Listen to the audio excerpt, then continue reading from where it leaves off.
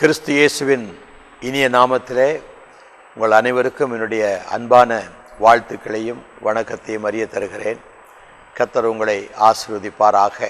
ஜீவனுள்ள சாட்சி ஒரு ஆத்துமாவை உயிர்ப்பிக்கும் என்று வேதம் சொல்லுகிறது. அநேக மக்கள் என்னிடத்தில் நீங்கள் உங்கள் சாட்சியை வெளியிட்டிருக்கிறீர்களா, புத்தகமாக எழுதியிருக்கிறார்களா என்று கேட்பார்கள். அநேக கடிதங்களும் எனக்கு வருவதுண்டு. ஆனால் என்னுடைய வாழ்க்கையில் பல அனுபவங்களை கடந்து சென்று கொண்டே இருக்கிறபடினாலே என்னுடைய வாழ்க்கையின் இறுதி காலத்தில் இந்த சாட்சியை வெளிப்படுத்தலாம் என்று நான் யோசித்து கொண்டிருந்தேன். இப்பொழுது எனக்கு 75 வயது. 1934ஆம் ஆண்டு ஒரு சிறிய கிராமத்தில் ஒரு எளிமையான குடும்பத்திலே நான் பிறந்தேன். என்னுடைய பெற்றோர் கிறிஸ்தவர்கள். ஆனால் 2வது உலக மகா யுத்தத்தின் போது கொடிய பஞ்சத்தின் மத்தியிலே என்னுடைய பெற்றோர் பல இன்னல்களுக்கு உட்பட்டார்கள். எனக்கு நினைவு தெரிந்ததெல்லாம் நாங்கள் சேலத்தில் குடியேறின போது தான் எனக்கு தெரியும். அது வரைக்கும் எனக்கு உடைய குடும்ப நிலையெல்லாம் ஒன்றும் தெரியாது. திருநெல்வேலி மாவட்டத்தை எங்கள் பெற்றோர் சார்ந்தவர்கள். அங்கிருந்து நொறுக்கப்பட்டு பலவிதமான இன்னல்களுக்கு உட்படுத்தப்பட்டு அவர்கள் வேலை நிமித்தமாக சேலம் மாவட்டத்தில் ஆசிரியர்கள் குறைவாக இருப்பதை கேள்விப்பட்டு அங்கு வந்தார்கள். வேலை கிடைத்தது. எளிமையான ஒரு வாழ்க்கை தான் வாழ்ந்தோம். ஆனால் என்னுடைய பெற்றோர் ரட்சிக்கப்பட்டவர்கள் அல்ல, அவர்கள் சாதாரண கிறிஸ்தவர்கள்.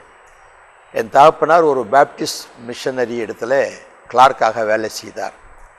அதனாலே அவர்களை பேப்டிஸ்ட் மிஷனரியிலே சேர்த்து கொண்டார்கள். என் தாய் ஒரு டீச்சராக வேலை செய்தார்கள். அப்பொழுது என் தாய்க்கு 15 ரூபாய் சம்பளம், எங்கள் அப்பாவுக்கு 20 ரூபா சம்பளம். இதில் நாங்கள் மொத்தம் 9 பேர். 3 ஆண் மக்கள் இளமையிலே இறந்து விட்டார்கள். மீதமுள்ள 6 பேரையும் வளர்ப்பதற்கு என் பெற்றோர் ரொம்ப பாடுபட்டாங்க. மிஷனரிகிட்ட இருந்து பலவிதமான கஷ்டங்கள் மத்தியில் தான் நாங்கள் திருச்செங்கோடு என்ற ஊருக்கு குடிபெயர்ந்து வந்ததாக என்னுடைய பெற்றோர் சொல்வது உண்டு. அங்கு வந்தது எனக்கு ஒரு புதிய அனுபவம். அப்போ தான் எனக்கு கொஞ்சம் உலக காரியங்கள் விளங்கி கொள்ளுகிற வயது, ஒரு 7 அல்லது 8 வயது இருக்கும். அப்போது அந்த ஊருக்கு வந்தபோது அது ஒரு இந்துக்களின் புண்ணிய கஷேத்திரம், திருச்செங்கோடு என்ற அந்த ஊருக்கு பெயர் உண்டு. அங்கே ஒரு மலை இருக்குது. அந்த மலை மேலே 2 சாமி கோயில் இருக்கும். கீழே கைலாசநாதர் கோயில் என்று ஒரு பெரிய கோயில். அமாவாசை அன்றைக்கு சுற்றி வட்டாரத்தினுடைய எல்லா கிராமத்து மக்களும் வந்து அந்த மலை மேலே ஏறி சாமி கும்பிட்டுட்டு வர்றது உண்டு. அதனால் பார்த்தா ஊர் முழுதும் எங்கே பார்த்தாலும் பொரிக்கடை, பொட்டுக்கடலை, நிலக்கடலை, வாழைப்பழம் நிறைஞ்சிருக்கும். அங்கே அந்த மலை மேலே ஏறும்போது அரகர அரகர அரோகரான்னு சத்தம் போட்டுட்டு போவாங்க. அதெல்லாம் பார்க்க எனக்கு புதுசாக இருக்கும். ஏன்னா நான் எங்கள் பெற்றோரோட சிறு வயதில் ஒரு காம்பவுண்டுக்குள்ளேயே, கிறிஸ்டியன் காம்பவுண்டுக்குள்ளே இருந்ததுனால எனக்கு இதெல்லாம் ஒன்றும் தெரியாது. நான் பாட்டு உற்சாகத்தில் எப்படியோ அங்கங்கே ஓடி அந்த மலைக்கு போயிட்டேன். அங்கே போயெல்லாம் சுற்றிட்டு காலை 10 மணி வரதுக்குள்ளே பையன் காணாமல் போயிட்டான்னு இவங்கெல்லாம் தேடிட்டு இருக்கிறாங்க. எனக்கு திருப்பி வீட்டுக்கு வரதுக்கு வழியும் தெரியல. அந்த மாதிரியான ஒரு சூழ்நிலையில் நான் வளர்ந்த போது, அப்பா இவ்வளோ ஜனங்கள் இங்கே வர்றாங்களே அப்படின்ட்டு பசி எங்களுக்கு இருந்தது. சரியான ஆகாரம் இருக்காது. ஆகவே நான் அங்கே உள்ள அந்த ஸ்கூலில் 4ஆம் வகுப்பில் சேர்ந்தேன். என்னுடைய தகப்பனார் ஒரு ஆசிரியராக அந்த பள்ளிக்கூடத்தில் இருந்தார். அங்கே எனக்கு ஃப்ரண்ட் பெஞ்சில் இடம் கொடுத்தாங்க. அது என் கூட உட்கார்ந்துருந்தவங்கெல்லாம் பிராமண பசங்க. அவங்க நான் வாத்தியார் பிள்ளைன்ன உடனே என்கிட்ட நல்லா பழகினாங்க. ஏன்னா ஏதாவது மார்க் இருக்குது, அதிகம் கிடைக்கும் அப்படின்ட்டு. அப்படி தான் என் கூட பழகினாங்க. அவங்களோட தான் விளையாடுவேன். அவங்கெல்லாம் அந்த கைலாசநாதர் கோயிலுக்குள்ளே தான் விளையாடுற இடம். அவங்களோட சேர்ந்து நானும் விளையாடுவேன். வாத்தியார் பிள்ளை பிராமண பையங்களோடு நான் விளையாண்டதுனால அந்த கோயிலில் இருக்க அர்ச்சகர்களும் நானும் ஒரு பிராமண பையனாக தான் இருக்கணும்னு நினச்சிட்டு யாரும் ஒன்றும் கேட்டுக்கல. சின்ன பசங்களுக்குள்ளே இந்த ஜாதி வித்தியாசம்லாம் அப்போ அதிகம் இருக்காது. அவங்களால என்ன ஒன்றா பழகுவோம், விளையாடுவோம், தோள் மேலே கை போட்டுட்டு போவோம். அங்கே சாயங்காலம் பிரசாதம் கொடுப்பாங்க. நல்லா பருப்பு சோறு நெய் ஊற்றி பிசைஞ்சு ஒவ்வொரு உருண்டை கொடுப்பாங்க. அதை வாங்கி சாப்பிட்றது எனக்கு ரொம்ப ஆசையாக இருக்கும். ஏன்னா வீட்டில் அவ்வளோ அதிகமாக சாப்பாடு இருக்காது. இதை வாங்கி சாப்பிடுவேன். அதனால் அந்த பிராமணர்கள் அர்ச்சகர்களுடைய கண்களில் தயவு கிடைக்கணுன்றதுக்காக அவங்க சொல்கிற மந்திரத்தை அப்படியே மனப்பாடம் பண்ணி திருப்பி சொல்லி காட்டுவேன். அப்படியே பரவாயில்லையே சின்ன பையன் நல்லா சொல்கிறிய அப்படின்ட்டு எனக்கு அவங்க ரொம்ப பாராட்டு கொடுப்பாங்க. சில சமயம் நீயே சொல்கிறான்ட்டு அவங்க வேறு வேலையாக போயிடுவாங்க. அப்போ நான் தான் மந்திரம் சொல்லுவேன். வர்றவங்கெல்லாம் பாவம், இந்த சின்ன வயசில் இந்த தம்பி இவ்வளோ நல்லா சொல்கிறானேன்னு முதுகில் தட்டி கொடுப்பாங்க, பழம் கொடுத்துட்டு போவாங்க, தேங்காய் கொடுத்துட்டு போவாங்க. இதெல்லாம் எனக்கு ரொம்ப சந்தோஷமான ஒரு காரியம். நம்ம இவ்வளோ பேர் பாராட்டு பெறுறோம். சில பேர் காசு கொடுத்துட்டு போவாங்க. அப்போ அந்த மாதிரி ஒரு சூழ்நிலையில் நான் வளர்ந்ததுனால இதில் ஏதோ நல்ல ஆசீர்வாதம் இருக்குதுன்னு நினச்சி இந்த மந்திரங்களெல்லாம் நான் மனப்பாடம் பண்ணிட்டேன். ஆனால் ஒன்று கூட அர்த்தம் தெரியாது. ஏன்னா மந்திரம் தெரியுமே தவிர அது என்ன அர்த்தம்லாம் எனக்கு தெரியாது. ஆனால் அதை நான் சொல்லுவேன். காலையில் 4 மணிக்கு பிராத்த ஸ்நான மந்திரம்னு ஒன்று சொல்ல வைப்பாங்க. பாபோகம் பாபகன்மோகம் பாபாத்மா பாவசம்பவாத் ராகிமா புண்டரிகாட்சா சர்வ பாப ஹரிஹரே மனசா வாசா ஹஸ்தப்யாம் தேகினாம் பாபினான்னு சொல்லி ஒரு மந்திரம் சொல்லிட்டு தான் காயத்ரி மந்திரம் சொல்லணும். அப்போது இந்த மந்திரத்தினுடைய பொருள் எனக்கு தெரியாது. ஆனால் நான் சொல்லிகிட்டு இருப்பேன். ஓம் பூர்போசத் தத் சவிதூர் வரண்யம் பர்கோ தேவஸ்ய தீமகி தியோ யோன பிரசோதயாத்துன்னு காயத்ரி மந்திரம் சொல்லுவேன். இன்னும் நல்லா ஞாபகம் இருக்குது எனக்கு. இப்படி சொன்னதுனால அவர்கள் என் மீது அன்பு வச்சு கூட கொஞ்சம் நல்ல வேதங்கள் கதாபனிஷத்து முண்டகோபனிஷத்து இது மாதிரி சொன்னாங்க. இன்னொரு சுப்பிரமணிய குருக்கள்னு ஒருத்தர் இருந்தார். அவர் வேதம் படிக்கிறையாடான்னு சொல்லி ரிக்வேதம் அசுர்வேதம் அதெல்லாம் சொல்லிக் கொடுப்பார். அந்த சின்ன வயதில் எனக்கு எல்லாவற்றையும் கிரகித்து கொள்ளக்கூடிய சக்தி இல்லைனாலும் சில முக்கியமான கோட்பாடுகளை நான் விளங்கி கொண்டேன். இதுக்கிடையில் பள்ளிக்கூடத்தில் ஹிந்தி சப்ஜெக்ட் எழுதி மதியமாக பாஸ் பண்ணேன். அப்புறம் கொஞ்சம் சமஸ்கிருத வகுப்புக்கும் போனேன். அதனால் கொஞ்சம் சமஸ்கிருதம் தெரிஞ்சுக்கிட்டால் நம்ம சொல்கிற மந்திரத்துக்கு அர்த்தம் தெரிஞ்சுக்கலாமே அப்படின்ட்டு. ஏன்னா அதுக்கு முன்னாடி ஒரு தரம் ஒரு அர்ச்சகர்கிட்ட கேட்ட, சுவாமி இந்த மந்திரம் சொல்கிறோமே அதனுடைய அர்த்தம் என்ன அப்படின்னா, அதெல்லாம் மந்திரண்டா அப்படின்ட்டு போயிட்டார். அதான் சாமி மந்திரம் தான், அதுக்கு என்ன அர்த்தம்னு கேட்டால் எனக்கே தெரியாதரா அப்படின்ட்டார். அது மாதிரி சில சமயம் தெரியாமையே மந்திரங்களை ஓதுறவர்களும் உண்டு. சிலர் தெரிஞ்சிருந்தாலும் அதை மற்றவங்களுக்கு சொல்லிக் கொடுக்க மாட்டாங்க, தாங்கள் பெரிய ஆளாக இருக்கணுன்றதுக்காகவோ அல்லது மறைக்கிறதுக்காகவோ ஏதோ. எப்படியோ நான் பள்ளிக்கூடத்தில் கொஞ்சம் சமஸ்கிருதம் படித்து ஒரு நாள் கேட்டேன், நம்ம சொல்கிற மந்திரத்துக்கும் நம்ம முன்னால் இருக்கிற சாமிக்கும் சம்மந்தம் இல்லாதது போல் இருக்குதே, இது ஏன் சாமின்னு கேட்டேன். அப்போ தான் ஆரம்பித்தது வேணாம் எனக்கு. நான் கேள்வி கேட்காமல் இருந்தால் அங்கேயே ஒரு குருக்களாக மாறி இருக்கலாம். எங்கள் வீட்டாருக்கு தெரியும், என்னை எங்கேன்னு தேடினா நேராக கைலாசநாதர் கோயிலில் போய் பாரு அவன் இருப்பான் அப்படின்பாங்க. அந்த மாதிரி தான் நானும் இருந்தேன். அவங்க என்னுடைய வாழ்க்கையில் தலையிடல, நீ இந்த மாதிரி கிறிஸ்தவ பையனாக இருந்துக்கிட்டீங்கெல்லாம் போகக்கூடாதுன்னு சொல்லி. ஏன்னா அவங்களுக்கே ரட்சிப்பு தெரியாது. அவங்களும் இந்த உற்சவத்தெல்லாம் கலந்து கொள்வாங்க. இந்த மலையெல்லாம் அவங்களும் மலைக்கு வந்திருக்கிறாங்க, அதனால் எல்லாம் ஒன்று தான் அப்படின்னு. ரெண்டாவது, ஏசுநாதரை சிலுவையில் பார்க்கும்போது ஒரு இடுப்பில் மட்டும் ஒரு துணியை கட்டிட்டு நிற்கிறாரு. ஆனால் இங்கே இருக்கிற சாமியெல்லாம் நல்லா ட்ரெஸ் பண்ணி நிறைய நகையெல்லாம் போட்டிருக்குது. அங்கே ஒருத்தர் தான் இருக்கிறார், இங்கே நிறைய சாமி இருக்குது. அதனால் இதுதான் பெருசு அப்படி இந்த சின்ன உள்ளத்தில் எனக்கு அப்படி ஒரு எண்ணம் ஏற்பட்டது. ஒழுங்காக பூஜை முறைமைகளெல்லாம் செய்தேன். ஆனால் வாலிப பருவம் வரும்போது என்னுடைய 14-15 வயசில் கோயிலுக்கு வர்ற பெண்களை கொஞ்சம் உத்து பார்க்க ஆரம்பித்தேன். பெண்கள்லாம் என்ன போல் வயசு உள்ள பெண்களை கொஞ்சம் உத்து பார்ப்பேன். சில சமயம் அந்த தட்டு கொடுப்பாங்க, அதை வாங்கும்போதும் அடியில் விரலை வச்சு தொட்டு பார்க்குறது அவங்க கையை. அப்போ இப்படி செய்கிறது எனக்கு பிடிக்கலை. ஆனால் அப்படி பார்க்காம இருக்கவும் முடியல, தொடாமல் இருக்கவும் முடியல. அது ஒரு மாதிரி ஒரு ஆசை. ஒரு நாள் அதை நினச்சி நம்ம மந்திரம்லாம் சொல்கிறோம் இப்படியும் செய்கிறோமே அப்படின்னு கவலையோடு இருக்கும்போது எங்கள் குருக்கள் அதை பார்த்துட்டு, என்னடா அம்பி கவலையாக இருக்கிற, என்னடா ஆச்சு உனக்குன்னாரு. நான் உடனே அழுதுட்டேன், சாமி நான் பாவி ஆகிட்டேன் அப்படின்னு. என்னடா இப்படி சொல்கிற, நீ ஒருத்தன் தான் நல்லவன் நினச்சின்னு இருந்தா நீயும் இப்படி சொல்கிறிய அப்படின்னாரு. என்ன ஆச்சு உனக்குன்னாரு. நான் சொன்னால் எனக்கு பெண்ணாசை வந்துடுச்சு அப்படின்னு. பெண்ணாசை வந்துடுச்சா இந்த வயசில், போடா போக்கிரி அசுட்டு எல்லாம் சொல்லி திட்டினார். நான் கேட்டேன், சாமி இந்த பெண்ணாசை வராமல் இருக்கிறதுக்கு எனக்கு ஒரு மந்திரம் சொல்லி கொடுங்க அப்படின்னு சொன்னார். பெண்ணாசை வராமல் இருக்கிறதுனா நீ பெருவரில் பார்த்து நடுறா அப்படின்னார். அது பெருவரிலையே பார்த்து நடந்து போய் ஒரு பொண்ணு மேலேயே மூட்டிட்டேன். இப்போ பெண்ணாசைக்கும் பெருவர்களுக்கும் சம்மந்தமில்லாத ஒரு காரியத்தை சொல்லி கொடுத்துட்டாரு அப்படின்ட்டு இந்த மாதிரி சில கிரியைகள் செய்கிறதுனால நம்முடைய ஆசை போன்ற இச்சா சக்திகள்லேருந்து விடுதலை பெற முடியாது அப்படின்னு தெரிஞ்சிட்டேன்.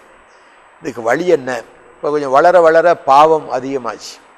தெரியாமல் ஸ்மோக் பண்ணுறது, அரளி செடிக்கு பின்னால் உட்காந்துட்டு ஸ்மோக் பண்ணுவேன். இப்படியெல்லாம் சில அதுதான் என்ன இருக்குதுன்னு பார்க்கலாமே. சினிமாவுக்கு போகிறது, சினிமாவுக்கு போகிறதெல்லாம் ரொம்ப வேடிக்கையாக செய்வோம். கையில் ஒரு காசு இருக்காது, வீட்லேயும் தரமாட்டாங்க, அவங்ககிட்டையும் இருக்காது. போய் சினிமா தியேட்டர் முன்னால் நின்றுட்டு வர்ற ஃப்ரெண்ட்ஸுக்கெல்லாம், டேய் வரலையாடா அப்படிங்கும், ஒரு 3 பைசா குறையுதுரா அப்படிங்கும். அவன் ஒரு 3 பைசா கொடுத்துட்டு போவான். வரவங்கிட்டெல்லாம் 3 பைசா வாங்கிட்டு நானும் உள்ளே போயிடுவேன். இந்த மாதிரிலாம் நிறைய பண்ணியிருக்கோம். வாழ்த்தனம் நிறையா இருக்கும். வாத்தியாரெலாம் சொல்லுவாங்க, ரொம்ப வாழ்ங்கடா நீங்கன்னு. ஏதோ ஆவரேஜாக படிப்பேன், பெரிய புத்திசாலி கிடையாது. இப்போ எஸ்எஸ்எல்சி வரும்போது எப்படியோ பாஸ் பண்ணிட்டேன். நான் காலேஜுக்கு போகணுன்னு ஆசை, எனக்கு நல்ல மார்க் கிடச்சிது எஸ்எல்சியில். காலேஜ் போகணுன்னு ஆசை, ஆனால் முடியல. சரியான வாலிப பருவம். அந்த பருவத்தில் செஞ்ச சில பாவங்கள் எனக்கு கஷ்டமாக தான் இருந்தது. அப்போ என்னுடைய அர்ச்சகர் இடத்துல ஒரு நாள் சொன்னேன், இந்த பாவெல்லாம் போகிறதுக்கு என்ன செய்யணும் அப்படின்னு. அவர் சொன்னார், நீ உபனிஷத்து படி, ரிக்வேதம் படி, அதுக்கு ஒரு பரிகாரம் இருக்குது. மகா யஜ்ஞம், அதாவது ஒரு பெரிய யாகம் ஒன்று இருக்குது. அந்த யாகத்தில் பிரஜாபதி ஆகிய புருஷன் பலியாவார்னு போட்டிருக்கு. அப்போ அந்த பிரஜாபதி யார் அப்படின்னா, நீ கதாபனிஷத்தில் நிசிகேதன் கதைப்படி அப்படின்னார். இப்போ நிசிகேதன் என்று சொல்லக்கூடிய ஒரு சிறு பையன், அவங்க அப்பா ஒரு பிராமணர், வஜஸ்ரவாஜா என்று அவருக்கு பேர். அவர் ஒரு நாள் மனவிரக்தி அடைந்து மனைவி இறந்துட்டதுனால தன்னுடைய ஆஸ்தியெல்லாம் ஒவ்வொரு கடவுளுக்காக அர்ப்பணம் பண்ணுறார். அப்போ இந்த பையன் உதவி செய்கிறான் அப்பா பூஜைக்கு. இவன் ஒவ்வொரு சாமியாக கூப்பிட்டு இந்த சொத்தை உனக்கு கொடுக்குறேன், இந்த சொத்தை உனக்கு கொடுத்துட்றேன்னு சொல்லும்போது இந்த பையன் நிசிகேதன் கேட்குறான், அப்பா நானும் உங்கள் சொத்து தானே, என்ன எந்த தெய்வத்துக்கு கொடுப்பீங்கன்னு கேட்குறான். அவர் பாட்டுக்கு பூஜை பண்ணார், நடுவில் என்ன யார் கொடுப்பீங்க என்ன யார் கொடுப்பீங்கன்னு நச்சு பண்ணிக்கிட்டு இருக்கிறான். அந்த தகப்பனார் கோபத்தில் உன்னை யமனுக்கு கொடுப்பண்டா அப்படின்ட்டார். யமனுக்கு கொடுக்குறேன்னு சொன்னவொன்னே இந்த பையன் செத்து போயிட்டான். யமலோகத்துக்கு போகிறான். யமலோகத்தில் போனால் அங்கே யமன் இல்லை, அவர் வேறு விஷயமா வெளியே போயிருக்கிறார். இப்போ 3 நாள் காத்திருக்கிறான். யமன் 3 நாள் கழித்து திரும்பி பார்த்துட்டு, நிசிகேதா உன்னை நான் 3 நாள் காக்க வச்சுட்டேன், அது என் தப்பு தான், இப்போ உனக்கு 3 வரம் தர்றேன், அதுக்கு பதிலாக 3 வரம் கேளு அப்படின்றார். அப்போது நிசிகேதன் கேட்குறான், என் தகப்பனாருக்கு மனைவியும் இல்லை நானும் இல்லை, அவர் தனியாக கஷ்டப்படுவார், அவர் கஷ்டமில்லாமல் வாழணும், அதுக்கு நீங்கள் உதவி செய்யணும் அப்படின்றார். யமன் சொல்கிறான், நான் உங்கள் அப்பா கஷ்டமில்லாமல் வாழ நான் உதவி செய்கிறேன் அப்படின்னு சொல்கிறார். 2வது வரம் கேளு அப்படின்னார். பிரஜாபதி பலியினால் பாவங்கள் நிவர்த்தி ஆகணும்னு ரிக்வேதம் சொல்கிறதாக எங்கள் குரு சொன்னார், அந்த பிரஜாபதி பலியை பற்றி சொல்லிக் கொடுக்கணும் அப்படின்ட்டு நிசிகேதன் கேட்குறான். அப்போ யமன் சொல்கிறாரு, பிரஜாபதி ஒரு கன்னியின் இடத்துல பிறப்பார், குமாரி கர்ப்ப சம்பவன்னு அதுக்கு பேர். அவர் நிஷ்கலங்க புருஷன், ஒரு பாவம் இல்லாத ஒரு பரிசுத்தர். அவர் தலையில் பலுசி என்ற காட்டு முள்சொடி சுற்றி வைக்கப்பட்டிருக்கோம். அவர் மௌனமாக இருப்பார், துன்பங்களை சகிக்கிறவர். அவர் உடம்புலேருந்து ரத்தம் வடியும், அவர் ஒரு கம்பத்தில் கட்டியிருப்பாங்க. அவர் தன்னுடைய உயிரை தானே விட்டுடுவார். ஆனால் அவர் சாகலை, திருப்பி உயிரோடு வந்துடுறாரு. அவர் தான் இந்த உலகத்தில் செய்யக்கூடிய மகா யஜ்ஞ புருஷன். இவரால் இல்லாமல் நமக்கு வேறு வழி இல்லை, அந்நியபந்த அயனாய வித்தியதேன்னு அந்த ஸ்லோகம் முடியுதுரா அப்படின்ட்டு அந்த யம தர்மராஜா சொல்கிறார். சரி 3வது வரம் கேளு அப்படின்ட்டார்.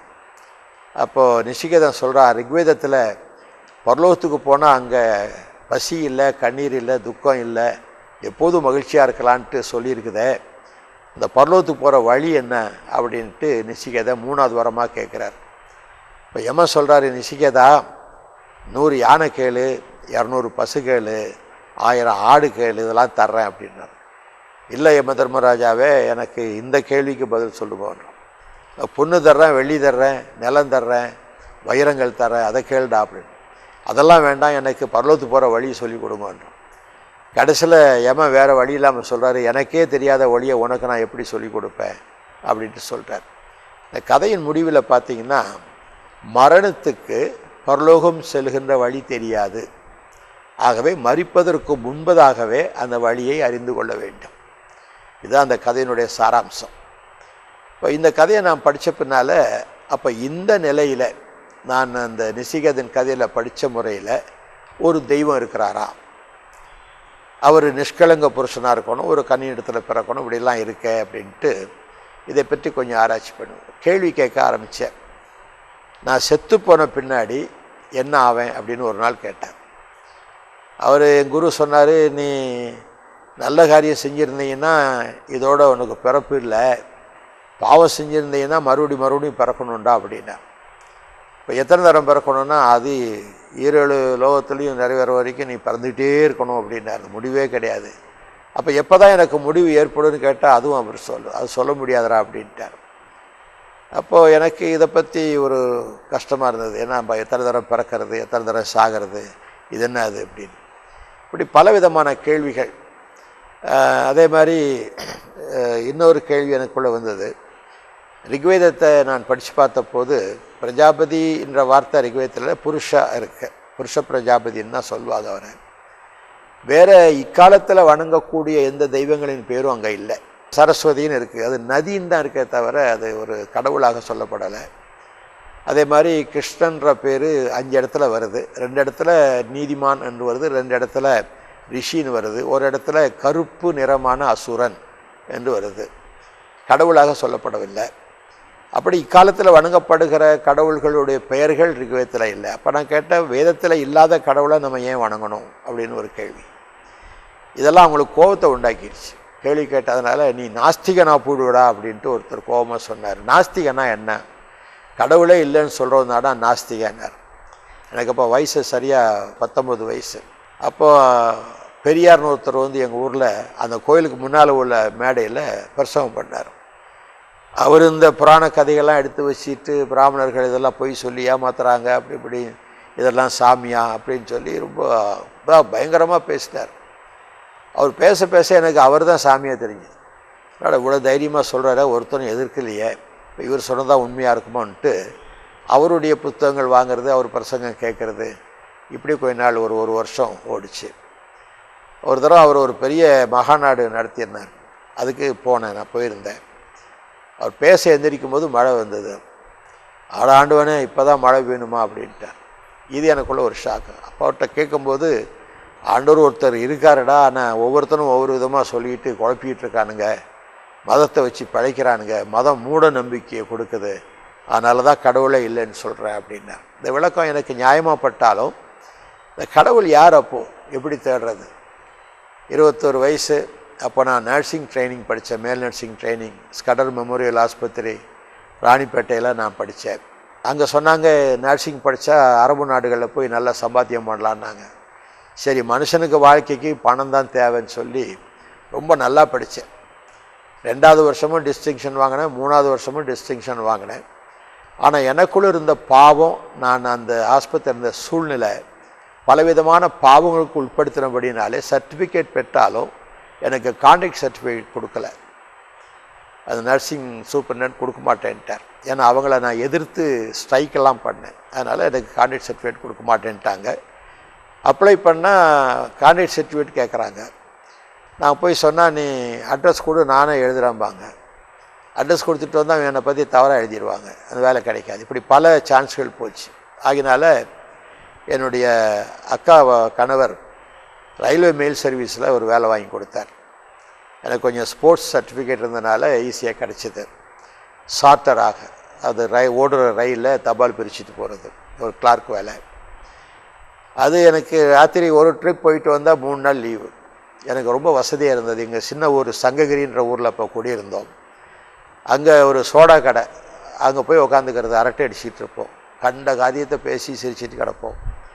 ஃப்ரெண்ட்ஸ் என் மாதிரி வேலை இல்லாதவங்கெல்லாம் ஒன்றா சேர்ந்துக்கிட்டோம். அந்த ஊரில் ஏதாவது 2 பேர் சண்டை போட்டால் போனோன்னே 2 பார்ட்டியும் அடிச்சு போடுவோம். இப்படி நியாயம் விசாரிக்கிற மக்களாக நாங்களே மாற்றிக்கிட்டு, போலீஸ்காரங்க கூட எங்களை பாராட்டுற அளவுக்கு சில காரியம் செய்வோம். ஜலதாரம் அடிச்சுக்கிட்டால் எடுத்து விடுவோம். இப்படி சில சோஷியல் ஒர்க்கெல்லாம் செய்வோம். அதை பார்த்து ஊர் ஜனங்கள்லாம் இதனால எங்ககிட்ட தான் வருவாங்க, சோடா கடைக்கு வந்துடுவாங்க. இந்த மாதிரி ஒரு இது தண்ணி போவோப்பான்ட்டு ஜலதாரம் அடைச்சிக்கிச்சு, நாங்கள் தான் போய் செய்வோம். பஞ்சாயத்து போர்டில் எங்களுக்கு நல்ல பேர், நாங்கள் என்ன சொன்னாலும் அவங்களும் ஒத்துழைப்பாங்க. ஆகவே நாங்கள் ஒரு பெரிய ஆளாக நினச்சிக்கிட்டு மாதிரி போக்குரித்தனமெல்லாம் பண்ணிகிட்டு இருப்போம். அப்படி வாழ்ந்து கொண்டிருக்கும்போது வாழ்க்கையில் எங்கள் அம்மா அப்பா கல்யாணம் செய்து வைக்கணும் அப்படின்ட்டு பிரியப்பட்டாங்க. எனக்கு திருமணம் செய்து கொள்ளக்கூடிய ஆசை அப்போ இல்லை. ஆனால் எங்கள் அம்மாவுக்கு எனக்கு திருமணம் செஞ்சு தான் அவன் கொஞ்சம் நல்லா இருப்பான், இப்படி போக்குரிகளோட சுற்றிக்கிட்டு சூதாடிக்கிட்டு காசு வச்சு சீட்டு விளையாண்டுக்கிட்டுலாம் இருக்கிறானே, இவனை திருத்தணுன்றது, கல்யாணம் பண்ணால் நல்லாயிடுவான் அப்படின்ட்டு யாரோ சொன்னாங்களாம். எங்கள் மாமா சொன்னாராம்.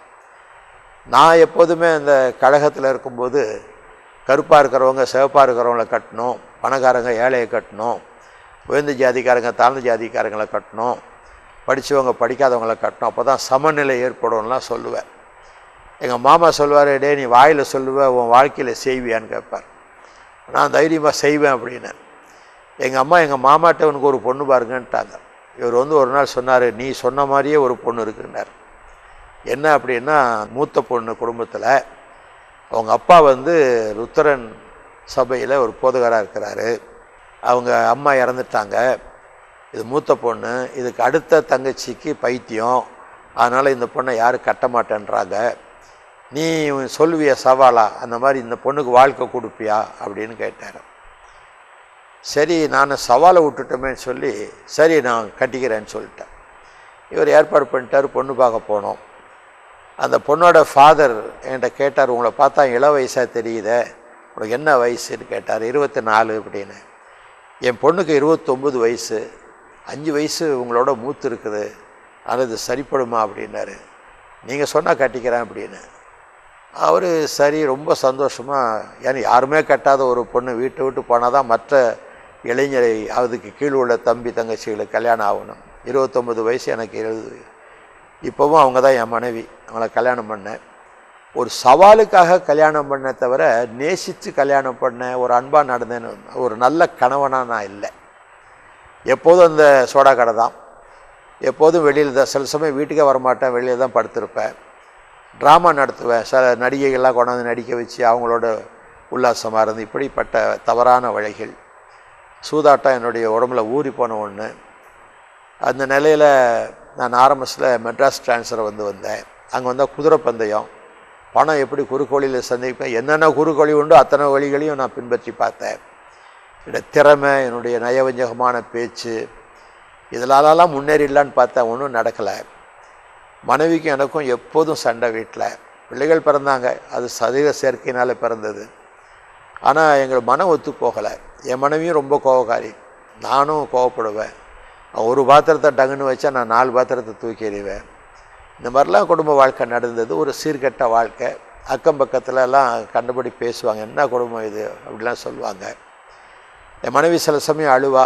உண்மையாகவே நான் வாழ்ந்த வாழ்க்கைக்கு ஒன்று என் மனைவிக்கு பைத்தியம் பிடிச்சிருக்கணும், அல்லது தற்கொலை பண்ணிட்டு செத்துருக்கணும். அது ஏதோ தேவனுடைய அனாதை தீர்மானமோ என்னமோ தெரில, அப்படி ஒன்றும் ஆகலை. நான் ஒரு நல்ல கணவனாக வாழலை, பிள்ளைகளை ஒரு தகப்பனாக நான் வளர்க்கலை. ஏதோ பெற்று போட்டோமே தவிர என் மனைவி தான் எல்லாம் செய்தாங்க. சம்பாத்தியமும் கிடையாது. கடன் நிறைய வாங்கிட்டேன். சேட்டுக்கிட்ட கடன் வாங்கினேன். டிபார்ட்மெண்ட்டில் first loan, second loan, third loan, இருக்கிற லோனுன்றதான் முதல்ல வாங்கிடுவேன். அது எந்த லோன்னாலும் எழுதி கொடுப்பேன். இது இல்லாமல் எமர்ஜென்சி லோன்னு ஒன்று இருக்குது. 5ஆம் தேதிக்கு எடுக்கலாம். சம்பளம் 1ஆம் தேதி, 5ஆம் தேதி எமர்ஜென்சி லோன். ஏன்னா என் சம்பளத்தில் பிடித்தம் போக எனக்கு கிடைக்கிறதெல்லாம் ஒரு 20 ரூபாய்க்கு குறைவாக தான் கிடைக்கும். அது சில நண்பர்கள்ட்ட 5 ரூபா 10 ரூபா வாங்கினா அவன் பக்கத்திலே நின்று வாங்கினோன்னு கையில் வாங்கிட்டு போயிடுவான். வீட்டுக்கு போகும்போது ஒன்றும் இருக்காது. சில சமயம் ஒரு 2 ரூபா 3 ரூபா இப்படி தான் இருக்கும். என்னுடைய மனைவியினுடைய கடைசி சகோதரர் எங்களுக்கு அப்பப்போ மனது ஒரு 100 ரூபா அப்படிலாம் என் மனைவி கையில் கொடுத்து, என் கையில் கொடுக்க மாட்டாங்க, மனைவி கையில் கொடுத்துட்டு போவாங்க. நான் எப்படி ஆயிலும் ரேஸில் ஒரு அடி அடிச்சிடலான்ட்டு மனைவியினுடைய நகை, கல்யாண புடவையை கூட கொண்டு ஒரு சேட்டு கடையில் அடமானம் வச்சு அந்த பணத்தை கொண்டு போய் குதிரை பந்தயத்தில் விட்டு தோற்று, இப்படி ஒரு ரொம்ப அயோக்கியத்தனமான ஒரு வாழ்க்கை நான் வாழ்ந்தேன். அதை நினச்சி பார்த்தா எனக்கே இப்போ வெக்கமாக இருக்குது. ஆனால் அப்போ அதுதான் பெரிய ஒரு வீரதீர செயலாக தெரிஞ்சது. எப்படியும் பணம் பண்ணிடலாம் அப்படின்ட்டு. இந்திய எதிர்ப்பு போராட்டத்தில் ஒரு பெரிய போராட்ட வீரனாக மாறணுன்ட்டு போலீஸ் லத்தி சார்ஜில் என்னுடைய அடித்து அதை தடுத்து இந்த எலும்பு நொறுக்கி போச்சு. இப்போ நீங்கள் தொட்டு பார்த்தீங்கன்னா எங்கள் குழி தான் இருக்கும், எலும்பு இருக்காது. அது மாதிரிலாம் சில காரியங்கள் செய்து எப்படியாவது அரசியலில் பெரிய ஆள் ஆகணும். கோடம்பாக்கத்தில் குடியிருக்கும்போது அங்கே டைரக்டர் பீம்சிங் அவருடைய உதவியாளர் அருணாசலன் ஒருத்தர், அவர் ஃப்ரெண்ட்ஷிப் கிடைச்சது. அவர் மூலமாக எப்படியாவது சினிமா துறையில் நுழைஞ்சிடலாம் அப்படின்ட்டு போய் அவங்களுக்கு ஈக்குவலாக இருக்கணுமேனு கடன் வாங்கி நல்ல ட்ரெஸ் போட்டுக்கிட்டு டிப்டாப்பாக போவேன். என் பணத்தில் அவங்க சாப்பிட்டாங்களே தவிர அவங்க பணம் எனக்கு ஒன்றும் வரவே இல்லை. எனக்கு ஒரு சான்ஸும் கிடைக்கல. சில சினோரியாவுக்கு ஐடியா கொடுப்பேன், அதுக்கு ஒரு 1000 2000 அப்படி சில சமயத்தில் கிடைக்கும். இதுதான் என்னுடைய பழைய கால வாழ்க்கை. குடித்தேன், சர்வசாதாரணமாக செயின் ஸ்மோக்கராக மாறிட்டேன். கேம்பிளிங் என்னுடைய ரத்தத்தில் ஊறிப்போன, சூதாட்டங்கள் ஊறிப்போன ஒன்று. மன நிம்மதி கிடையாது. இதெல்லாம் சேர்ந்து எனக்கு 31வது வயசு நடக்கும்போது எனக்குள்ள ஒரு பலவீனம் ஏற்பட்டு வர வர வெயிட்டு டிக்ரீஸ் ஆகிட்டே போச்சு. ஒரு நாள் போய் கவர்மெண்ட் ஆஸ்பத்திரியில் பார்க்கும்போது எக்ஸ்ரே எடுத்து பார்த்து எனக்கு க்ஷயரோக வியாதி இருக்குதுன்னு சொல்லிட்டாங்க. க்ஷயரோக வியாதிக்கு அப்போது சரியான மருந்து கிடையாது. இப்போ இருக்கிற மருந்து காலத்தில் இல்லை. எனக்கு மருந்துக்கு செலவு பண்ணக்கூடிய வருமானமும் இல்லை. அப்போல்லாம் மெடிக்கல் ரீஎம்பர்ஸ்மெண்ட்டும் கிடையாது நான் வேலை பார்த்த நாட்களில். அதில் கையில் காசு இல்லாததுனால நான் ஒன்றும் செய்ய முடியாத நிலை. 2வது க்ஷயரோக வியாதி வந்து அவ்வளோதான் அப்படின்னு எல்லோரும் சொல்லுவாங்க. நாளடைவில் அதிகமாகி ஒரு 5 நிமிஷம் தொடர்ந்து பேசினா கூட இருமல் வந்து ரத்தம் வரும் வாயில். அப்படிப்பட்ட நிலைமை. அதிகாலை 3 மணிக்கெல்லாம் இரும ஆரம்பிச்சிருவேன். இப்படிப்பட்ட நிலையில் மெடிக்கல் டெஸ்ட்டுக்கு போக சொல்லிட்டாங்க. இப்போ மெடிக்கல் டெஸ்ட்டுக்கு போகும்போது சேரோக வியாதி இருக்குது, அதனால் வேலை செய்கிறதுக்கு லாயக்கலைன்னு டாக்டர் சர்டிஃபை பண்ணிட்டார். ஆக அந்த வேலையில் சிட்டி அலோன்ஸ் மட்டும் கிடைக்கும். இதை வச்சுட்டு என்ன செய்கிறது? இந்த கவலையினால் நான் ஆஃபீஸிலேருந்து வீட்டுக்கு திரும்பி எலக்ட்ரிக் ட்ரெயினில் சேத்பேட்டில் ஏறி தாம்பரம் வரணும். அப்படி ஏறி உட்காந்து வரும்போது இந்த கவலை எனக்கு அன்றைக்கி தான் அந்த நோட்டீஸ் கொடுத்துருக்குறாங்க. இப்படி ஒரு வாழ்க்கை வாழணுமா? இப்படி வாழ்கிறத விட செத்துட்டா நல்லது. இது ஆக்சிடெண்ட்டை செத்தா ஒரு 10,000 ரூபா குடும்பத்துக்கு கிடைக்கும், அதையாவது நம்ம செய்வோம் அப்படின்ட்டு இந்த ட்ரெயின் ஓடுற ட்ரெயின் வந்து கீழே ஜம்ப் பண்ணிட்டோம்னா ஒரே அடித்து செத்துடலாம் அப்படின்ட்டு வந்தேன். இந்த வாசல்கிட்ட வந்தபோது நான் குதிக்கிறதுக்கு ஒரு ஃப்ராக்ஷன் ஆஃப் செகண்ட்ஸ், ஒரு 2-3 செகண்ட்ஸ் தான் இருக்கும். பாவங்களை மறைக்கிறவன் வாழ்வடைய மாட்டான் அப்படின்ட்டு ஒரு சத்தம், கடவுளுடைய சத்தம் இல்லை, எங்கேயோ யாரோ பிரசங்கம் பண்ணுற சத்தம் ஒலிபெருக்கியில் வந்தது. அப்போ நான் யோசித்த, சாகிற நேரத்தில் இப்படி ஒரு வாக்கியம் ஒழுகுத, இது என்ன போதனை? நான் படித்த வேதங்களில் இதெல்லாம் இந்த மாதிரி இல்லையே, இது என்ன போதனை? என் பாவங்களை நான் மறைச்சதுனால தான் எனக்கு வாழ்க்கை போகுதா? ஒருவேளை பாவங்களெல்லாம் நம்ம விட்டுட்டோம்னா வாழ்க்கை வந்துருமா? இப்படி எனக்குள்ளே சில கேள்விகளை கேட்டுக்கிட்டு அடுத்த ஸ்டேஷனில் இறங்கிட்டேன். நுங்கம்பாக்கத்தில் இறங்கி இந்த ரயில்வே லைன் ஓரமாகவே நடந்து வந்தேன். அப்படி வரும்போது நான் பார்த்த ஒரு காரியம், ஒரு மீட்டிங் நடக்குது, ஒரு ஃபுட்பால் கிரவுண்டில் மீட்டிங் நடக்குது. நான் வந்து railway line back side front வாசலுக்கு எப்படி போகுதுன்னு எனக்கு தெரியல. அதை வேலி முள்ளெல்லாம் தூக்கிக்கிட்டு அதுக்குள்ளே நுழைஞ்சி உள்ளே போனேன். அந்த முள் பட்டு சட்டை கிழிஞ்சிடுச்சு. இப்படி கிழிஞ்ச சட்டையோடு போய் இந்த கூட்டத்தில் இருந்தால் நல்லா இருக்காதுன்ட்டு ஒரு மரத்துக்கு அடியில் இருட்டில் நின்றுக்கிட்டேன். அப்படி நின்றுட்டு அவர் என்ன தான் சொல்கிறாரு கேட்கலாங்கும்போது, அவர் திடீர்னு என் பக்கம், நான் நிற்கிற பக்கம் அப்படி வரல கையை நீட்டிக்கிட்டு, வாலிபனே ஏன் மரணத்தை நோக்கி ஓடிக்கொண்டு இருக்கிறாய் அப்படின்னார். எனக்கு பகீர் இருந்துச்சு, என்னடா நம்ம மரணத்தை நோக்கி ஓடிக்கொண்டு இவர் எப்படி சொல்கிறாரு? மந்திரவாதியா, மெஸ்மரிசம் பண்ணுறாரா, இவர் யார்? நம்ம இப்போ தான் சாவு போனோம் சொல்கிறாரு. அப்படிங்கும்போது அது உன்னுடைய பாவத்தினால் அல்லவா? ஆண்டவர் உனக்கு நல்ல குடும்பத்தை கொடுத்தார், நல்ல உடலை கொடுத்தாரு, நீ பண்ண அக்கிரமம், நீ பண்ண காரியம், உன்னுடைய அநியாயமான செலவுகள், நீயே கடன் வாங்கிட்டு இப்போ நீ இதெல்லாம் கொடுக்க முடியாமல் சித்தரலான்னு நினைக்கிற அப்படின்னு சொல்லும்போது, என்னடா அவர் என்னை பற்றியே சொல்கிற மாதிரி இருக்குது, எனக்கு தான் பேசுகிறாரா, இது பை சான்ஸா, கோயின்சிடென்ஸா, இது காக்கா உகார பணம் முடன்னுவாங்களா, அந்த மாதிரியா? இப்படி பல யோசனைகள் எனக்குள்ளே ஓடுது. அவர் முடிவில் சொன்னார், அப்படிப்பட்ட ஒரு சீர்கட்ட வாழ்க்கை நீ வாழ்ந்தாலும் நீ இந்த பாவ காரியத்திலிருந்து விடுதலை பெற்று நல்லபடியாய் வாழ உனக்காக ஒருத்தர் பலியாக இருக்கிறார் அப்படின்னு சுவிசேஷத்துக்கு வந்தார். இந்த பலியாக இருக்கிறார்னா ஒன்று எனக்கு என்னுடைய பழைய கான்செப்ட் பிரஜாபதி பலியை பற்றி ஞாபகம் வந்தது. அவர் பேசிகிட்டே போகிறார். அவர் வந்து பாவமில்லாத பரிசுத்தர், ஒரு கன்னியின் கற்பத்தில் பிறந்தவர், பரிசுத்த தேவன், பாவமில்லாதவர், நமக்காக பாவமானார். அவர் தலையில் முள் கிரீடம் வச்சாங்க, அவர் உடம்பெல்லாம் அடித்தாங்க, ஈட்டியில் குத்துனாங்க, கை காலில் ஆணி அடித்தாங்க, சிலுவையில் அடித்து வச்சுட்டாங்க. எல்லாம் சொல்லும்போது என்னடா இது, நம்ம படித்த பிரஜாபதி பலியும் இதுவும் ஒன்றா இருக்குது, நம்ம அப்பா அம்மா கூட இதெல்லாம் சொல்லலையே, நமக்கு சர்ச்சுக்கு போனால் தானே நமக்கு இதெல்லாம் தெரியும். அப்போது சர்ச்சுன்னா என்னென்னது, நாளைக்கு கிறிஸ்மஸ் டைமில் போகிறது அவ்வளோதான். இப்படியெல்லாம் இருக்குதேன்னு சொல்லிகிட்டு இருக்கும்போது, இந்த இயேசு யாருக்கு வேணும், முன்னுக்கு வாங்க அப்படின்னார். என்னை அறியாமல் ஓடிட்டேன். ஏன்னா ஒரு இயேசு தான் இருப்பார், எனக்கு முன்னே யாராவது போயிட்டால் நமக்கு கிடைக்காத போயிடுமேன்னு தான் நான் ஓடினேன். வேகமாக ஓடி போய் மேடையில் ஏறி அந்த பிரசங்க கையை பிடிச்சிக்கிட்டேன். இன்றைக்கும் அவர் உயிரோடு இருக்கிறார். அவர் பேர் doctor Joshua Daniel, layman evangelical ஃபெல்லோஷிப்பினுடைய தலைவருடைய மகன். இன்றைக்கு அவர் வயதானவர், இன்னும் டிவிலெலாம் பேசுகிறார். அந்த பிரசங்கத்தில் நான் அப்படி போன உடனே, who is this Crazy man அப்படின்னு கேட்டேன். பைத்தியக்காரன் யார் அவன் அப்படின்ட்டு தான் அவர் சொன்னார். இன்னொருத்தர் வந்து என்னை கூட்டிகிட்டு போனார். அவர் சொன்னார், நான் டாக்டர் சாம்ராஜ் சாமுவேல், உங்களோட கொஞ்சம் பேசணும் வாங்க அப்படி கூட்டிகிட்டு போய், அவர் பைபிளை திறந்துக்கிட்டு என்னன்னு, எனக்கு பைபிள் சுத்தமாக தெரியாது. கிறிஸ்தவ குடும்பத்தில் பிறந்திருந்தாலும் பைபிளே தெரியாது. எங்கள் அப்பா மட்டும் எப்பாவது பைபிள் வாசிச்சுட்டு இருப்பாங்க, கவலையினால் அதை பார்த்துருக்குறேன். ஆனால் எனக்கு பைபிள் பற்றி, கிறிஸ்டியானிட்டி பற்றி ஒன்றுமே தெரியல.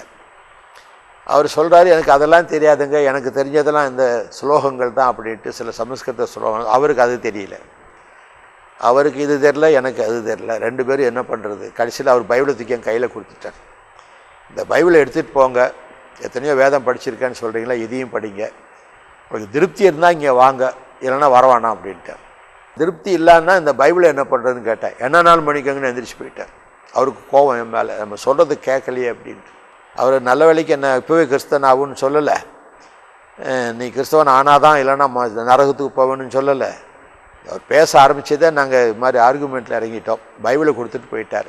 முதன்முறையாக ஒரு பரிசுத்த வேதாகமத்தை கையில் தூக்கிக்கிட்டு இந்த பாவ நிலையில் இந்த பரிசுத்த வேதாகமத்தை தொடக்கூட அருகதை இல்லையே, நம்ம கையில் கொடுத்துட்டு போயிட்டாரே, சரி கொண்டு போய் படிப்போன்னு சொல்லிவிட்டு வீட்டுக்கு வந்தேன். ஒரே ஒரு சின்ன ரூமில் தான் நாங்கள் குடியிருந்தோம், 7 பிள்ளைகளோடு. என் திருமணமாகி 7 குழந்தைகள். அப்போது ஒரே ஒரு சின்ன பல்பு உண்டு. நான் வந்தது 11 மணி இரவு. வீட்டுக்கு கதவு கிடையாது, அதனால் மனைவி எந்திரிச்சு திறக்க வேண்டிய அவசியம் இல்லை. நாய் வந்தாலும் நான் வந்தாலும் ஒன்று தான். சுவிட்சை போட்டுட்டு இந்த என்ன தான் இருக்குது பார்க்கலாமே அப்படின்ட்டு இப்படி திறந்து பார்த்தேன். நான் பார்த்த முதல் வசனம் என்ன தெரியுமா? இந்த வசனமே உன்னை கடைசி நாளில் நியாயம் தீர்க்கும்னு. தப்புன்னு மூடி வச்சுட்டேன். இதை படித்து ஏன் மாட்டிக்குவானே, இதை படித்தா தானே நியாயம் தீர்க்கும், நியாய தீர்ப்புக்கு தப்பிக்கலான்னு சொன்னால் படிக்காமல் இருந்துடலான்னு மூடி வச்சுட்டேன். என் மனைவி இப்படி பார்த்துட்டு அவளும் பெட்ஷீட்டை போத்திக்கிட்டு படுத்துட்டான். காலையில் எழுந்திரிச்சு திருப்பியும் ஒரு குறுகுறுப்பு. நடுவில் திறந்து பார்க்கக்கூடாது, முதலிருந்து படிப்போம். ஆதியிலே தேவன் வானத்தையும் பூமியும் சிருஷ்டித்தார். ஓ நல்லது. நான் படித்த சமஸ்கிருத வேதத்தில் புருஷ சூக்தத்தில் சகசர சீர்ஷா புருஷ சகசரக்ஷா சகசரபாத் சபூமிம் விஸ்வத்தோ விருத்து அத்தியதிஷ்டத்த சாங்குலம் அப்படின்ட்டு ஒரு ஸ்லோகம். கடவுள் தான் எல்லாத்தையும் உண்டாக்கினார் அப்படின்றது அதுலேயும் இருக்குது. அப்போது நான் நினச்சேன், சரி இது நல்ல வார்த்தை, நம்ம படித்த வேதத்தின்படி இதுவும் ஆரம்பிக்குது. அடுத்தது பைபிளை பார்த்தா பூமியானது ஒழுங்கின்மையும் வெறுமையுமாக இருந்தது. திருப்பி மூடி வச்சுட்டேன். என்னடா சிருஷ்டிகர்த்தா இவர் சிருஷ்டிச்சாரம் ஒழுங்கினமாக இருந்தால் தான், வெறுமையாக இருந்தால் தான், நம்ம ஏற்கனவே ஒழுங்கினமாக இருக்கிறோம், இதை போய் மாட்டிக்கிட்டால் திருப்பி இன்னும் மோசமாகிடுவோன்ட்டு மூடி வச்சுட்டேன். அப்போ என் மனைவி சொன்னாங்க, நீங்கள் முறையாக ஒரு பைபிளை கொண்டாந்துருக்கிறீங்க, எனக்கு அது பார்த்தாவே சந்தோஷமாக இருந்தது, ஆனால் திறந்துட்டு மூடிடுறீங்களே, அதை படித்து தொலைச்சா என்ன அப்படின்னா. அதுக்காக படித்தேன். சரி படிப்போம் அப்படின்னு அந்த ஆதியாகமத்தை ஒரு 2 மணி நேரத்தில் படித்து முடித்தேன். ரொம்ப இன்ட்ரெஸ்டிங்காக இருந்தது. பூமி ஜலத்துக்குள்ளே போச்சு, இதெல்லாம் புராண கதைகளை நான் படிச்சிருக்கேன். பூமியானது ஜலத்துக்குள்ளே போச்சு, பகவான் பன்றி ரூபம் வந்து இந்த தண்ணிக்குள்ளே போய் தூக்கிட்டு வந்துட்டார், இதெல்லாம் இருக்கும். அப்போ ஏறக்குறைய ஸ்லேடையான சில காரியங்கள். ஆனால் அந்த ஆபிரகாம் ஈசாக் யாக்கோபு அதெல்லாம் நான் அந்த கதைகள்லாம் படித்தேன். முடிவில் யாத்திரையாகவும் படித்தேன். அதில் இறைவனுடைய சட்டத்திட்டங்கள், அந்த பலி இதெல்லாம் படித்தேன். அவர் அந்த கோயில் பூசாரிகள் என்ன செய்யணும், தேவியர் என்ன செய்யணும், அதெல்லாம் படித்தேன். நம்ம இந்து மார்க்கத்தில் இருக்கக்கூடிய ஆச்சாரியர்கள் செய்யக்கூடியதெல்லாம் இதில் ஏற்கனவே எழுதியிருக்குதே, இதெல்லாம் அவங்க செய்கிறாங்க. அப்புறம் இந்த கண்களுக்கு நடுவே ஞாபகக்குறியாய் வைத்துக்கொள், இந்த பொட்டு சிவப்பு ரத்த நிறத்தை வச்சுக்கோ, வீட்டு மேல் சட்டத்தெல்லாம் நிலைக்காலிலும் பூசு, இதெல்லாம் இந்து வீட்டில் செய்கிறாங்களே. அப்புறம் எண்ணாகமம் படித்தேன். அதில் வந்து இந்த பசுவினுடைய பலி பற்றி சொல்லியிருக்கு. அதை பலியை செலுத்தி அதனுடைய ரத்தம், அதனுடைய இறைச்சி, அதனுடைய தோல், அப்படியே சாணம் இதெல்லாம் எரித்து சாம்பலாக்கி அது தண்ணீரில் கரைச்சி உடம்புல பூசிக்கிட்டால் பாவத்தை பரிகரிக்கும்னு போட்டிருக்கு. அதான் நான் இப்போ நம்ம பசுவை பலி செலுத்ததுன்னு நின்று போச்சு, அதனால் பசுவின் சாணியை எரித்து திருநீர் பூசுகிறாங்களே அதானா இது. இப்படி பல காரியங்கள் எனக்கு அந்த பழைய ஏற்பாடை படிக்கும்போது இந்து மார்க்கத்தில் உள்ள கலாச்சாரங்கள், சில தெய்வீக நிலைமைகள் எல்லாம் இந்த யாத்திரையாகமும் லேவியராகமும் எண்ணாகமத்தில் நிறைய நான் பார்த்தேன். எப்போவுமே ஒரு புஸ்தகத்தை ஆரம்பத்தில் படித்தா உடனே பின்னாக்கு போகும், அது வழக்கம். இது கடைசியில் என்ன நம்ம எல்லாம் படிச்சிட்ட மாதிரி இருக்கும் இல்லையா. நான் அப்படி பின்னல் பக்கம் திறந்தேன்னா அதில் எபிரேயர் நிருபம் வந்தது. அதில் காலை வெள்ளாட்டுக்கடா இவங்களுடைய ரத்தத்தினால் அல்ல, பரிசுத்தமான தேவனுடைய ரத்தத்தினாலே அப்படின்னு ஒன்று. அடே இந்த பலி எப்போ இந்த பலியும் ஒன்றா, இப்படி பல கோணங்களில் அந்த எபிரேயரை முழுசும் படித்து முடித்தேன். அப்போது இந்த நாட்டில் இருக்கக்கூடிய தெய்வீக நிலைமை, இந்து மார்க்கத்தில் காணப்படுகிற அநேக காரியங்கள் ஏற்கனவே பைபிளில் இருக்குது. யூதர்கள் ஏற்கனவே இயேசு பிறக்கிறதுக்கு முன்னால் இந்தியாவுக்கு வந்ததுனால அந்த யூத பண்பாடுகள், அந்த கலாச்சாரங்களும் இங்கே இருக்குது. அப்போ இதுதான் சத்திய வேதம், இதில் வர இயேசு தான் மெய்யான தேவன் என்கிறத நான் நல்லா அறிஞ்சிக்கிட்டேன். அறிஞ்சிட்டு ஒரு 2 வாரம் கழித்து அங்கே போனேன், அந்த லேமன் எவாஞ்சலிக்கல் ஃபெலோஷிப் போனேன். அதை சந்தோஷப்பட்டாங்க, ஒழுங்காக வாங்க. நாங்கள் போனேன். எப்போதும் பாவத்தை பற்றி தான் பேசுவாங்க. ஒருவன் நல்லா ரட்சிக்கப்படணுன்னா லேமன் எவாஞ்சலிக்கல் ஃபெலோஷிப்பில் ரட்சிக்கப்பட்டால் போதும். ஏன்னா உள்ளே இருக்கலாம் தோண்டி எடுத்துருவாங்க. பைபிளில் சில பகுதியை படிக்க சொல்லுவாங்க. அதில் விபச்சாரம் அவங்களுக்கு இருக்கா, நீங்கள் விபச்சாரம் பண்ணியிருக்கீங்களாமா? அசுத்தம், நீங்கள் அசுத்தப்பட கொலக்கணும் உண்டாமா? மோகம், நீங்கள் யாராவது மோகிச்சிருக்கீங்களாமா? இப்படி ஒன்று ஒன்றா கேட்பாங்க, தோண்டி எடுத்துருவாங்க. அந்த மாதிரி நல்ல ஒரு இது கிடச்சிது. ஆனால் அதுக்கு மேலேயும் இந்த பாவத்தை பற்றி தான் எப்போதும் பேசுகிறாங்க. அப்போது நான் கேட்டேன், இதுக்கு மேலே நீங்கள் ஒன்றும் சொல்ல மாட்டீங்களான்னு கேட்டேன். எப்போதும் பாவத்தை பற்றியே சொல்கிறீங்களே, பைபிளில் வேறு ஒன்றும் இல்லையா?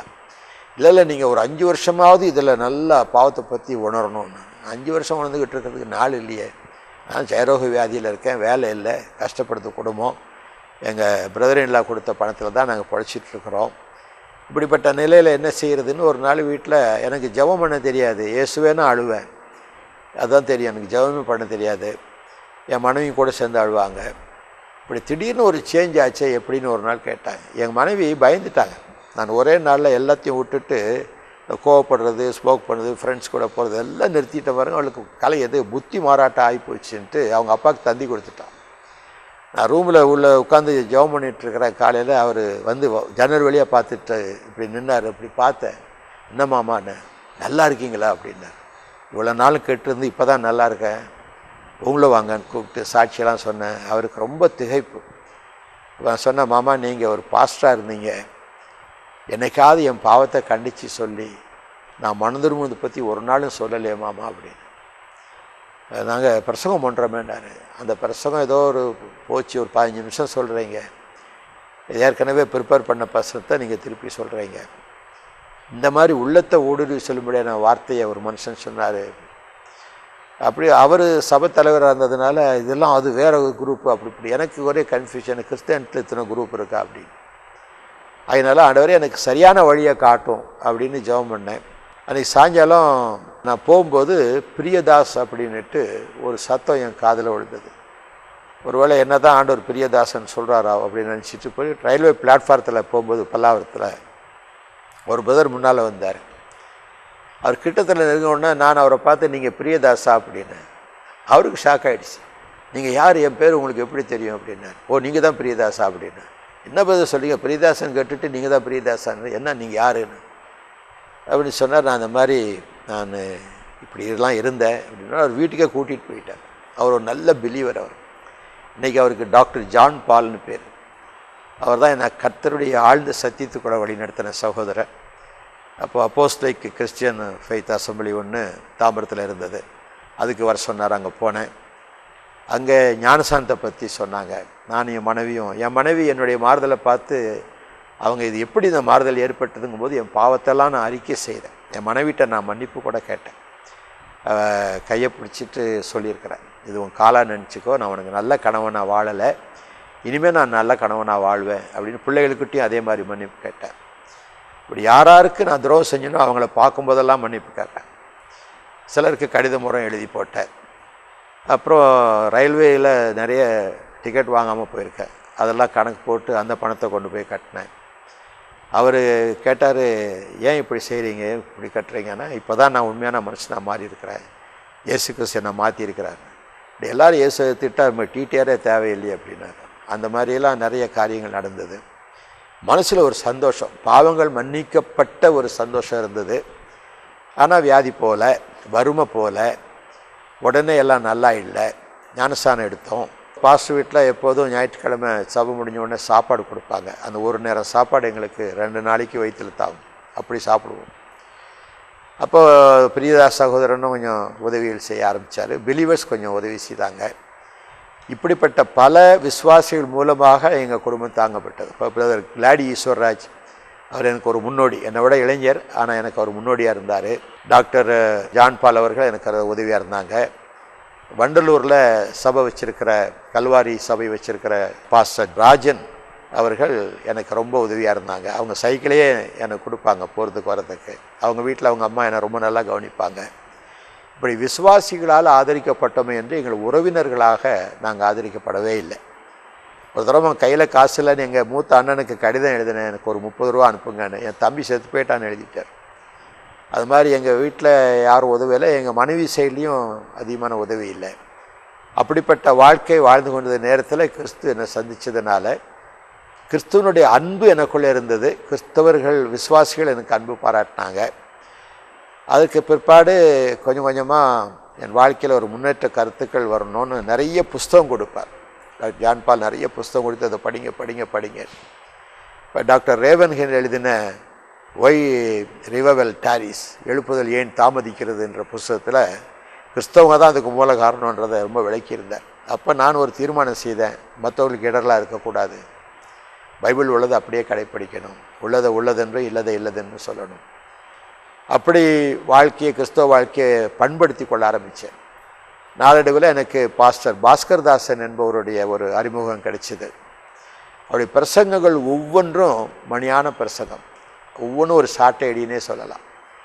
அவரே ஒரு நாள் சொன்னார், என் பிரசங்கத்தில் யார் ஒப்பு கொடுக்கலனாலும் ஒரு கை நிச்சயமாக தூக்கும், அது செல்லப்போட கை தான் பாரு. அந்த மாதிரி ஒவ்வொரு பிரசங்கத்துக்கும் ஒப்பு கொடு. சொல்லப்போனால் அவருடைய வசனங்கள் என்னை புடமிட்டது. கர்த்தருடைய வசனத்தை அவர் பிரசங்கிக்கும் போது என்னை திருத்தி கொள்ள நிறைய பயன்படுது. அவர் ஒரு போதகர் மட்டும் இல்லை, ஒரு தகப்பனை போல் எங்களுக்கு தேவையில்லாம். சில சமயம் வீட்டில் சாப்பாடு இருக்காது, என்னதான் தெரியுமோ திடீர்னு இட்லி எடுத்துகிட்டு வருவார், தோசை எடுத்துகிட்டு வருவார், சாப்பாடு எடுத்துகிட்டு வருவார், பல காரியங்கள். ஆரம்ப காலத்தில் கர்த்தர் எப்படி என்னை ஆதரித்தார்ன்றதை ஒரு சில சாட்சியை நான் சொல்லத்தான் வேணும். ஒரு தடவை என்னை சாட்சி சொல்கிறதுக்காக ராணிப்பேட்டை அந்த இடத்துக்கு என்னை கூட்டிகிட்டு போனாங்க. நான் அங்கே நர்சிங் படித்ததுனால எனக்கு ரொம்ப ஆசை, நான் இருந்த ஊரில் போய் சாட்சி கொடுக்கணுன்ட்டு போனேன். அப்போ டிக்கெட் வந்து ₹3.75 பஸ் டிக்கெட்டு. என்கிட்ட இருக்கிறதே ₹4. இதில் 25 பைசாவை தான் என் மனைவிக்கு கொடுக்க முடியும். என் மனைவி கேட்டால் வீட்டில் அரிசியே இல்லை, நீங்கள் 25 பைசாவை கொடுக்குறீங்களே. ஏம்மா, நான் ஒன்று சாட்சிக்கு போகிறத நிறுத்திட்டு இந்த காசுக்கு அரிசி வாங்கி போடலாம், அல்லது சாட்சி சொல்கிறதுக்காக நான் போகலாம், நீ எதை விரும்புகிறேன்னு கேட்டேன். சொன்னால் நாங்கள் ஜெபிச்சுக்கிறோம், நீங்கள் போய் சாட்சி சொல்லிட்டு வாங்க அப்படின்னா. என் மனைவி ஊழியத்துக்கு ரொம்ப ஒத்துழைப்பு கொடுப்பாங்க. கர்த்தருடைய ஊழியத்தில் அவங்க எதுவுமே தடையாக இருந்ததில்லை, இடரலாக இருந்ததும் இல்லை. அப்படி நான் போயிட்டேன். திருப்பி வரும்போது அந்த ஊழியத்தில் கூட வந்த பிரியதாஸ் அவர்களும் கிளாடிஸ்வர் ராஜனவங்கெல்லாம் அவங்க பாட்டுக்கு ஊழியம் முடிஞ்சு காலையில் பஸ் ஏறி போயிட்டாங்க மெட்ராஸுக்கு. என்ன விட்டுட்டு போயிட்டாங்க. என் கையில் காசு இல்லை. நான் சாட்சி கொடுத்ததுக்கு அதாவது காணிக்கை கிடைக்குன்னா அந்த பாஸ்டர் அதுவும் தரல. சரி நீங்கள் புறப்படுங்கன்ட்டார். இப்போ ஒரு பையை தூக்கிக்கிட்டு ரோட்டில் வந்து நிற்கிறேன். அப்போது ஒரு வந்தார், ஐயா நேற்று நீங்கள் சாட்சி கொடுத்தீங்க, என் வீட்டில் பெரிய ரிவைவல், எல்லாமே ரட்சிக்கப்பட்டாங்க, ரொம்ப நல்லா இருந்ததுன்னு சொன்னாங்க, எல்லாம் ராத்திரி என் மகன் அழுதுகிட்டே இருந்தார் உங்கள் சாட்சி கேட்டு. ஊருக்கு போகிறீங்களா ஐயா அப்படின்னாரு. ஆமாம் அப்படின்னு. அதுக்குள்ளே பஸ் வந்தது, ஒரு கை காட்டி பஸ்ஸை நிறுத்திட்டார். நடாது பஸ்ஸை நிறுத்திட்டார, கையில் காசு இல்லையே, சரி இங்கே ஏறி அந்த பக்கம் போய் இறங்கிக்கலாம் அப்படின்ட்டு நான் உள்ளே போனேன். நான் உள்ளே போகிற நேரத்தில் ஒரு ₹10 தூக்கி கண்டக்டர்கிட்ட கொடுத்து அவருக்கு டிக்கெட் கொடுத்துட்டு மிச்சத்தை அவர் கையில் கொடுத்துருங்க. எனக்கு ஒரு பெரிய அதிசயம், கர்த்தர் எப்படி உதவி செய்கிறார். நேராக தாம்பரத்தில் இறங்கினேன். மிச்சம் இருந்த காசுக்கு கொஞ்சம் பழம், ப்ரெட்டு எல்லாம் வாங்கிட்டேன்னா பிள்ளைகள் பட்னியாக இருக்குமே, ரைஸ் இல்லையே. அப்புறம் பிள்ளைகள்லாம் சந்தோஷம் விளையாண்டுட்டுருக்குறாங்க. போனோன்னே மனைவிட்ட கேட்டேன், என்னம்மா எப்படி பிள்ளைகள் சந்தோஷமாகுது, எப்படி சாப்பாடு கிடச்சி, நீங்கள் தான் அரிசி வாங்கி வச்சுட்டு போனீங்களே அப்படின்னா. இல்லைம்மா நான் அரிசி வாங்கலையே, என்கிட்ட 25 காசு தானே மிச்சம், அரிசி வாங்கலையா. இல்லைங்க அரிசி இருந்ததுங்க. போனால் ஒரு பிஸ்கெட் டப்பாவில் தான் அரிசி போட்டு வைப்போம், ஃபுல்லாக இருக்குது அரிசி. இது வரைக்கும் அந்த அரிசி எப்படி வந்ததுன்னு எங்களுக்கு தெரியாது. அதே போல் ஒரு தரம் வீட்டு வாடகை ₹30, அது கொடுக்கறதுக்கு காசு இல்லை. அது வீட்டுக்காரன் வேறு கண்டுபிடி திட்டுவாங்க. அப்போது உட்காந்து ஒரு அந்த சானிட்டோரியம் பக்கத்தில் உட்காந்து ஜெபம் பண்ணிகிட்டு இருந்தேன். திடீர்னு ஒருத்தர் வந்தார், முன்னால் திடீர்னு வந்தார். என்னமோ வர மாதிரி இருக்குன்னு முழிச்சு பார்த்த ஜெபத்தில் இருந்து ஒரு மனுஷன் வந்தார். இந்தாங்க அப்படின்னு நீட்டினார். புது ₹5 தாள், 6 ₹5 தாள் கையில் கொடுத்தார். கொடுத்துட்டு கர்த்தாவே ஸ்தோத்திரம்னு கண்மூடி திறந்து பார்க்குற அவர் இல்லை அங்கே. எனக்கு அது ஒரு பெரிய ஆச்சரியம். இப்படி பல வகையில் சின்ன சின்ன அதிசயங்கள். கடன் வாங்கக்கூடாதுன்னு ஒரு வசனம் இருக்குது. நீ கடன் வாங்காது இருப்பாய். அது கட்டளை மாதிரியே நான் ஏற்றுக்கிட்டேன். நான் வாங்கக்கூடாது, கடை வாங்கி சாப்பிடக்கூடாது, கடை வாங்கி உடுத்தக்கூடாது. அப்போ அந்த நிலையில் காசு இல்லாமல் 5 நாள் பட்னியாக இருக்கிறோம். சின்ன குழந்தைக்கு வெறும் தண்ணி எடுத்து ஸ்பூனில் கொடுத்துட்ருக்கோம். அந்த நிலையில் மனைவி சொன்னால், ஆகார் பிள்ளையை போட்டுட்டு தனியாக போய் அழுத மாதிரி நானும் அழ போகிறேன் அப்படின்னா. இல்லைம்மா நம்ம ஜெயிப்போம் வா அப்படின்ட்டு பைபிளை திறந்தால் அதில் ஒரு வசனம். எனக்கு அப்போ பைபிளில் எந்த அதிகாரம் எந்த வசனம் ஒன்றும் தெரியாது, சும்மா தான் திறந்து எதாவது படிப்பேன். அதில் ஒரு வசனம் பார்த்தேன், சிங்கம் தன் குட்டிகளை காணதை பீறி தன் பெண் சிங்கத்துக்காக தொண்டையை பிடித்து கொன்று பீறி போட்டவையெல்லாம் தன் குகையும் தொண்டையை பிடித்து கொண்டால் தாபரத்தையும் நிரப்பிட்டு அப்படின்னு ஒரு வசனம். எனக்கு அது வித்தியாசமாக பட்டது. ஆண்டவரே, சிங்கமே தன்னுடைய மனைவி சிங்கத்துக்கும் குட்டி சிங்கத்துக்கும் இறைய கொண்டாந்து கொடுக்குதுன்னு போட்டிருக்க, நீர் யூதராஜ சிங்கம்னு உங்களுக்கு பேர் உண்டு, என்ன நாங்களாம் உங்கள் குட்டிங்க தானே, எங்களுக்கு நீங்கள் கொடுக்க மாட்டிங்களா அப்படின்ட்டு ஜெபத்தில் நான் சொல்லிக்கிட்டு அழுதுகிட்டு இருக்கிறேன். மனைவியும் கூட சேர்ந்து அழுதுட்டு ஜெபம் பண்ணிகிட்ருக்குறாங்க. வாசலில் ஏதோ பாத்திரம் வைக்கிற மாதிரி ஒரு சத்தம். ஜெபத்தில் கண்ணு திறந்து பார்க்க மாட்டோம். ஜெபத்தை சீக்கிரமாக முடிச்சுட்டு ஆத்மாவே கர்த்தரை ஸ்தோத்திரலாம் சொல்லிட்டு பார்த்தா 2 பெரிய டிஃபன் கேரியர், 5 அடுக்கு பாத்திரம், 2 பெரிய டிஃபன் வாசலில் இருக்குது.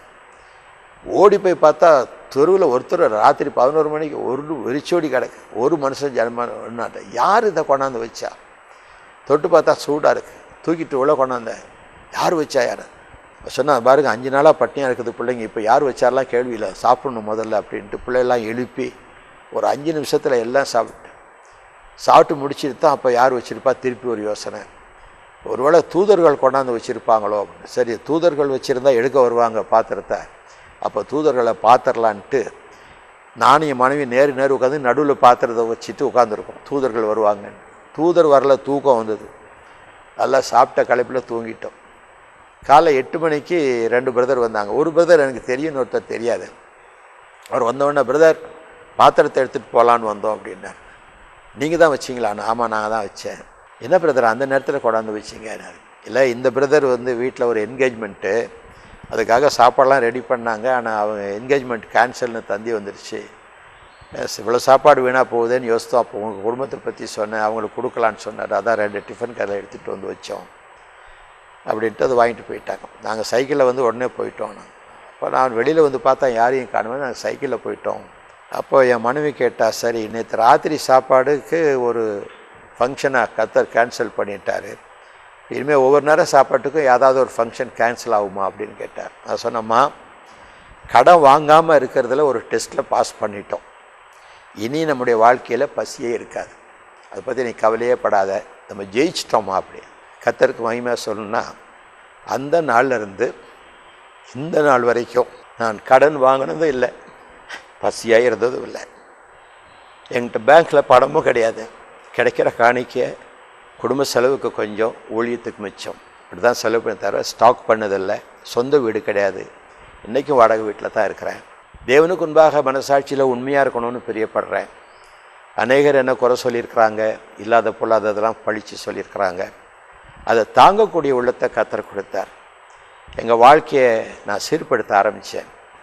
எபேசிய நிருபத்தில் 5ஆம் அதிகாரம் நான் படிக்கும்போது ஒரு கணவன் மனைவியை எப்படி நேசிக்கணும்னு கற்றுக்கொண்டேன். என்னுடைய வாழ்க்கையில் என் மனைவியை 6 பிள்ளைகள் பெற்ற பின்னால் என் மனைவியை நேசிக்க ஆரம்பித்தேன். அதுக்கு முன்னால் பாவியாக இருந்ததுனால ஒரு வாழ்க்கை வாழ்ந்தனே தவிர ஒரு நேசிக்கலை. என் மனைவியை நேசிக்க ஆரம்பித்தேன். என் மனைவி தன்னை திருத்தி கொள்ள வருகையின் தூதன்ற பத்திரிகையை படித்து அவள் தன்னை திருத்தி கொண்டார். எங்கள் பிள்ளைகள் கத்தருக்குள்ளே நாங்கள் வளர்த்தோம். சின்ன வயசுலேயே நான் ரட்சிக்கப்பட்டதுனால அவங்கள சின்ன வயசுலேருந்தே கத்தருக்குள்ளே வளர்த்தோம். சில சபைகளை என்னை கொண்டு போய் சாட்சி சொல்ல வைப்பாங்க. ஒரு முறை மெட்ராஸ்லேருந்து சுந்தரையா சபையில் நான் சாட்சி கொடுத்த போது சுந்தரையா எழுந்திரிச்சு, இன்றைக்கி பிரசங்கம் தேவையில்லை, தம்பியுடைய சாட்சியே போதுன்ட்டு ஒரு அழைப்பு கொடுத்தார். ஒரு 56 பேர் ரட்சிக்கப்பட்டாங்க சாட்சியை கேட்டு. இப்போ சுந்தரையா சொன்னாங்க, உனக்குள்ள ஒரு பெரிய அழைப்பு இருக்குது, அதை நீ காத்துக்கொள் அப்படின்னாரு.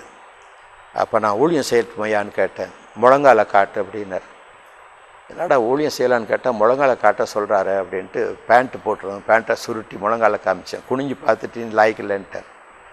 என்ன பாஸ்டர் சொல்கிறீங்கன்னு. நான் முழங்கால தழும்பே இல்லையே, நீ முழங்கால நின்று ஜெபமே பண்ணாத மனுஷன், உனக்கு எப்படி ஊழியம் வரும் அப்படின்ட்டார். அன்னிலேருந்து முழங்கால நின்று ஜெபிச்சு தழும்பு ஏறின பின்னால் போய் சொன்னேன். 2-3 வருஷம் ஆச்சு. அப்போது கொஞ்சம் சின்ன பிரசங்கம்லாம் செய்ய சொல்கிறேன். பாஸ்கதாசன் ரொம்ப என்கரேஜ் பண்ணுவார். திடீர்னு கூப்பிட்டு நீ இன்றைக்கி பிரசங்கம் பண்ணு அப்படிம்பாரு. ஐயா திடீர்னு சொல்கிறீங்களா? ஆமாம், திடீர்னு தான் எல்லாம் சொல்லுவேன். எத்தனை பிரசங்கம் கேட்டிருக்கேன்? நிறைய கேட்டிருக்கேன். அதில் ஒன்று எடுத்து சொல்லு, அதான் பிரசங்கம் பார். தன்னுடைய பிரசங்கத்தை என்ன சொல்லுவார், நான் கேட்டதை சொல்லுவார். இப்படி தான் நான் பழகிறேன். என்னை பழக்கினாங்க. அவர் தான் என்னை உருவாக்குனவர்னு சொன்னால் அது மிகையில் எனக்கு ஒரு ஆவிக்குரிய தகப்பனாக இருந்தார். அப்போது ஊழியங்கள் செய்யும்போது ஒரு நாள் அவருடைய சபையில் ஒரு லேடி டாக்டர் அம்மா திடீர்னு எந்திரிச்சு என் தலையில் கை வச்சு, இந்திய நாட்டில் உள்ள இந்து மக்களுக்காக கர்த்தர் உன்னை விசேஷமாக பிரித்து எடுத்திருக்கிறார், ஆகவே நீ அவர்களுக்காக உன்னை ஆயத்தம் பண்ணு, அவர்களைப் போல் ஒரு காவி வஸ்திரத்தை உடுத்திக்கோ அப்படின்ட்டு சொல்கிறாங்க. சொல்லிட்டு போய் உட்காந்துட்டாங்க. எனக்கு அப்படியே பிரம்ம பிடிச்ச மாதிரி உட்காந்துருக்கேன். பாஸ்கதாஸ் என்ன பார்க்குறாரு, இது கர்த்தருடைய தீர்க்க தரிசனமாக இருக்குமானால் அது நடக்கும் அப்படின்ட்டார். சுந்தரராஜன் ஒருத்தர் அவர் சொன்னார், பிரதர் நான் ஒரு சொப்பனை பார்த்தேன், நீங்கள் காவி நேரத்தில் தண்ணி குடிச்சதை பார்த்தேன் அப்படின்னாரு. ஏன்னா அது 2 பேர் சொல்கிறாங்களே, ஒரு வேளை இது உண்மையாக தான் இருக்குமா, 7 பிள்ளைகளையும் மனைவி வச்சுக்கிட்டு நம்ம போய் எப்படி ஒரு காய்வை போட்டுக்கிட்டு இருக்கிறது அப்படின்னு யோசித்தேன். ஒரு நாள் காலையில் என்னுடைய வீட்டு கதவு தட்டப்பட்டது. பார்த்தா ஒரு குள்ளமாக ஒரு மனுஷன் நிற்கிறாரு, கையில் ஒரு பண்டில் வச்சுருந்தார். இந்த விலாசம் உங்களுதா அப்படின்னாரு. ஆமாம் என்னுடைய தான். நீங்கள் தான் செல்லப்பாவா அப்படின்னாரு. ஆமாம். இந்தாங்க பிடிங்கன்னாரு. என்ன பிரதர் இது, பிரித்து பாருங்க அப்படின்னாரு. பிரித்து பார்த்தா காவி துணி, 10 மீட்டர் காவி துணி வச்சுருக்காரு. என்ன பிரதர் இது, நீங்கள் யார் என்ன? இல்லை, நான் ஒரு ஆசிரியர், ஸ்ரீபெரும்புதூரில் இருக்கேன். நான் இந்துலேருந்து ரட்சிக்கப்பட்டவன். இன்னைக்கு அதிகாலை ஜெபத்தில் ஒரு கை பிளாக் போர்டில் என்னுடைய இந்த விலாசத்தை எழுதி 10 மீட்டர் காவி துணி வாங்கி கொடு அப்படின்னு எழுதியிருந்தது பார்த்தேன். பார்த்துட்டு அதை அப்படியே குறிச்சிட்டு வாங்கிட்டு ஓடியாந்தேன், வச்சுக்கோங்க அப்படின்னாரு. அவர் இன்னும் உயிரோடு இருக்கார், ஸ்ரீபெரும்புதூரில். ராஜரத்னம் அவர் பேர். அவர் இப்போ ஒரு போதகராக இருக்கிறார். அந்த ஏவுதலில் தான் நான் தைச்சி போட்டேன். அப்போ பிரதர் சுந்தரராஜ் அதை தைக்க கொடுத்துட்டு வரேன், நீங்கள் காவி போட்டிங்கன்னா உங்களை திட்டுறதுக்குன்னு 2 ஊழியக்காரர் வருவாங்க அப்படின்னாரு. என்ன ரொம்ப வித்தியாசமான ஒரு வாழ்க்கை எனக்கு. அதே மாதிரி நான் காவி துணியை ஜெபம் பண்ணி போடும்போது எனக்கு நிறைய சுருள் முடி இருக்கும், சுருளாக வச்சுருப்பேன். என்னென்னா பெண்களை அப்படி அட்ராக்ட் பண்ணுறதுக்காக என்னென்ன சினிமா அதெல்லாம் வாலிபத்தில் செஞ்சது, முடி ரொம்ப சுருட்டையாக இருக்கும். அதனால் அது வேண்டான்னு சொல்லிவிட்டு வழுக்க மொட்டை அடிச்சுட்டு அதுக்கப்புறம் தான் காய் வஸ்திரம் போட்டேன்.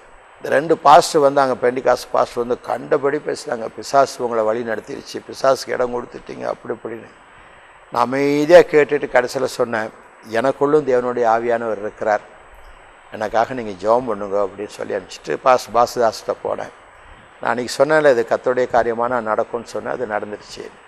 நீ ஊழியம் செய்ய. நான் வீட்டில் ஜெபம் பண்ண, ஆண்டவரே இந்த வஸ்திரத்தை போட்டதுனால எனக்கு என்ன நன்மை, என்னை ஊழியத்தில் எப்படி நீர் பயன்படுத்த போறீர், எனக்கு 2 அடையாளம் கிதியோனை போல காட்டும். 1, இந்த வஸ்திரத்தை போட்டதுனால எனக்கு ஒரு பயங்கரமான ஹிந்து ரட்சிக்குள்ளே நடத்தும்படியாக இது உபயோகப்படுத்தணும். 2வது, இனி நான் இந்த வஸ்திரத்தை பணம் போட்டு வாங்க மாட்டேன், எனக்கு இலவசமாக கொடுத்துருக்கிறேன். சாகிற வரைக்கும் நான் துணி வாங்க மாட்டேன், யாராவது வாங்கி கொடுத்தா தான் போடுவேன். இப்போ நான் போட்டிருக்கிற வஸ்திரம் 8 வருஷமாக போட்டிருக்கேன். ரொம்ப ஜாக்கிரதையாக துவைச்சி காய போட்டு நானே கிழியாதபடி பார்த்து, கிழிஞ்சாலும் தைச்சிக்குவேன். தூரத்து பார்த்தா நல்லா புதுசாக தெரியும், பக்கத்தில் பார்த்தா தான் அது எவ்வளோ பழசுன்னு தெரியும். அப்படி ஒரு பொருத்தனையோடு செஞ்சேன். இது வரைக்கும் காய் வஸ்திரம் யாராவது வாங்கி கொடுத்து தான் நான் தைச்சி போட்டுக்கிறேன். இப்போ யாரும் வாங்கி கொடுத்துடாதீங்க, நிறைய இருக்குது இப்போ.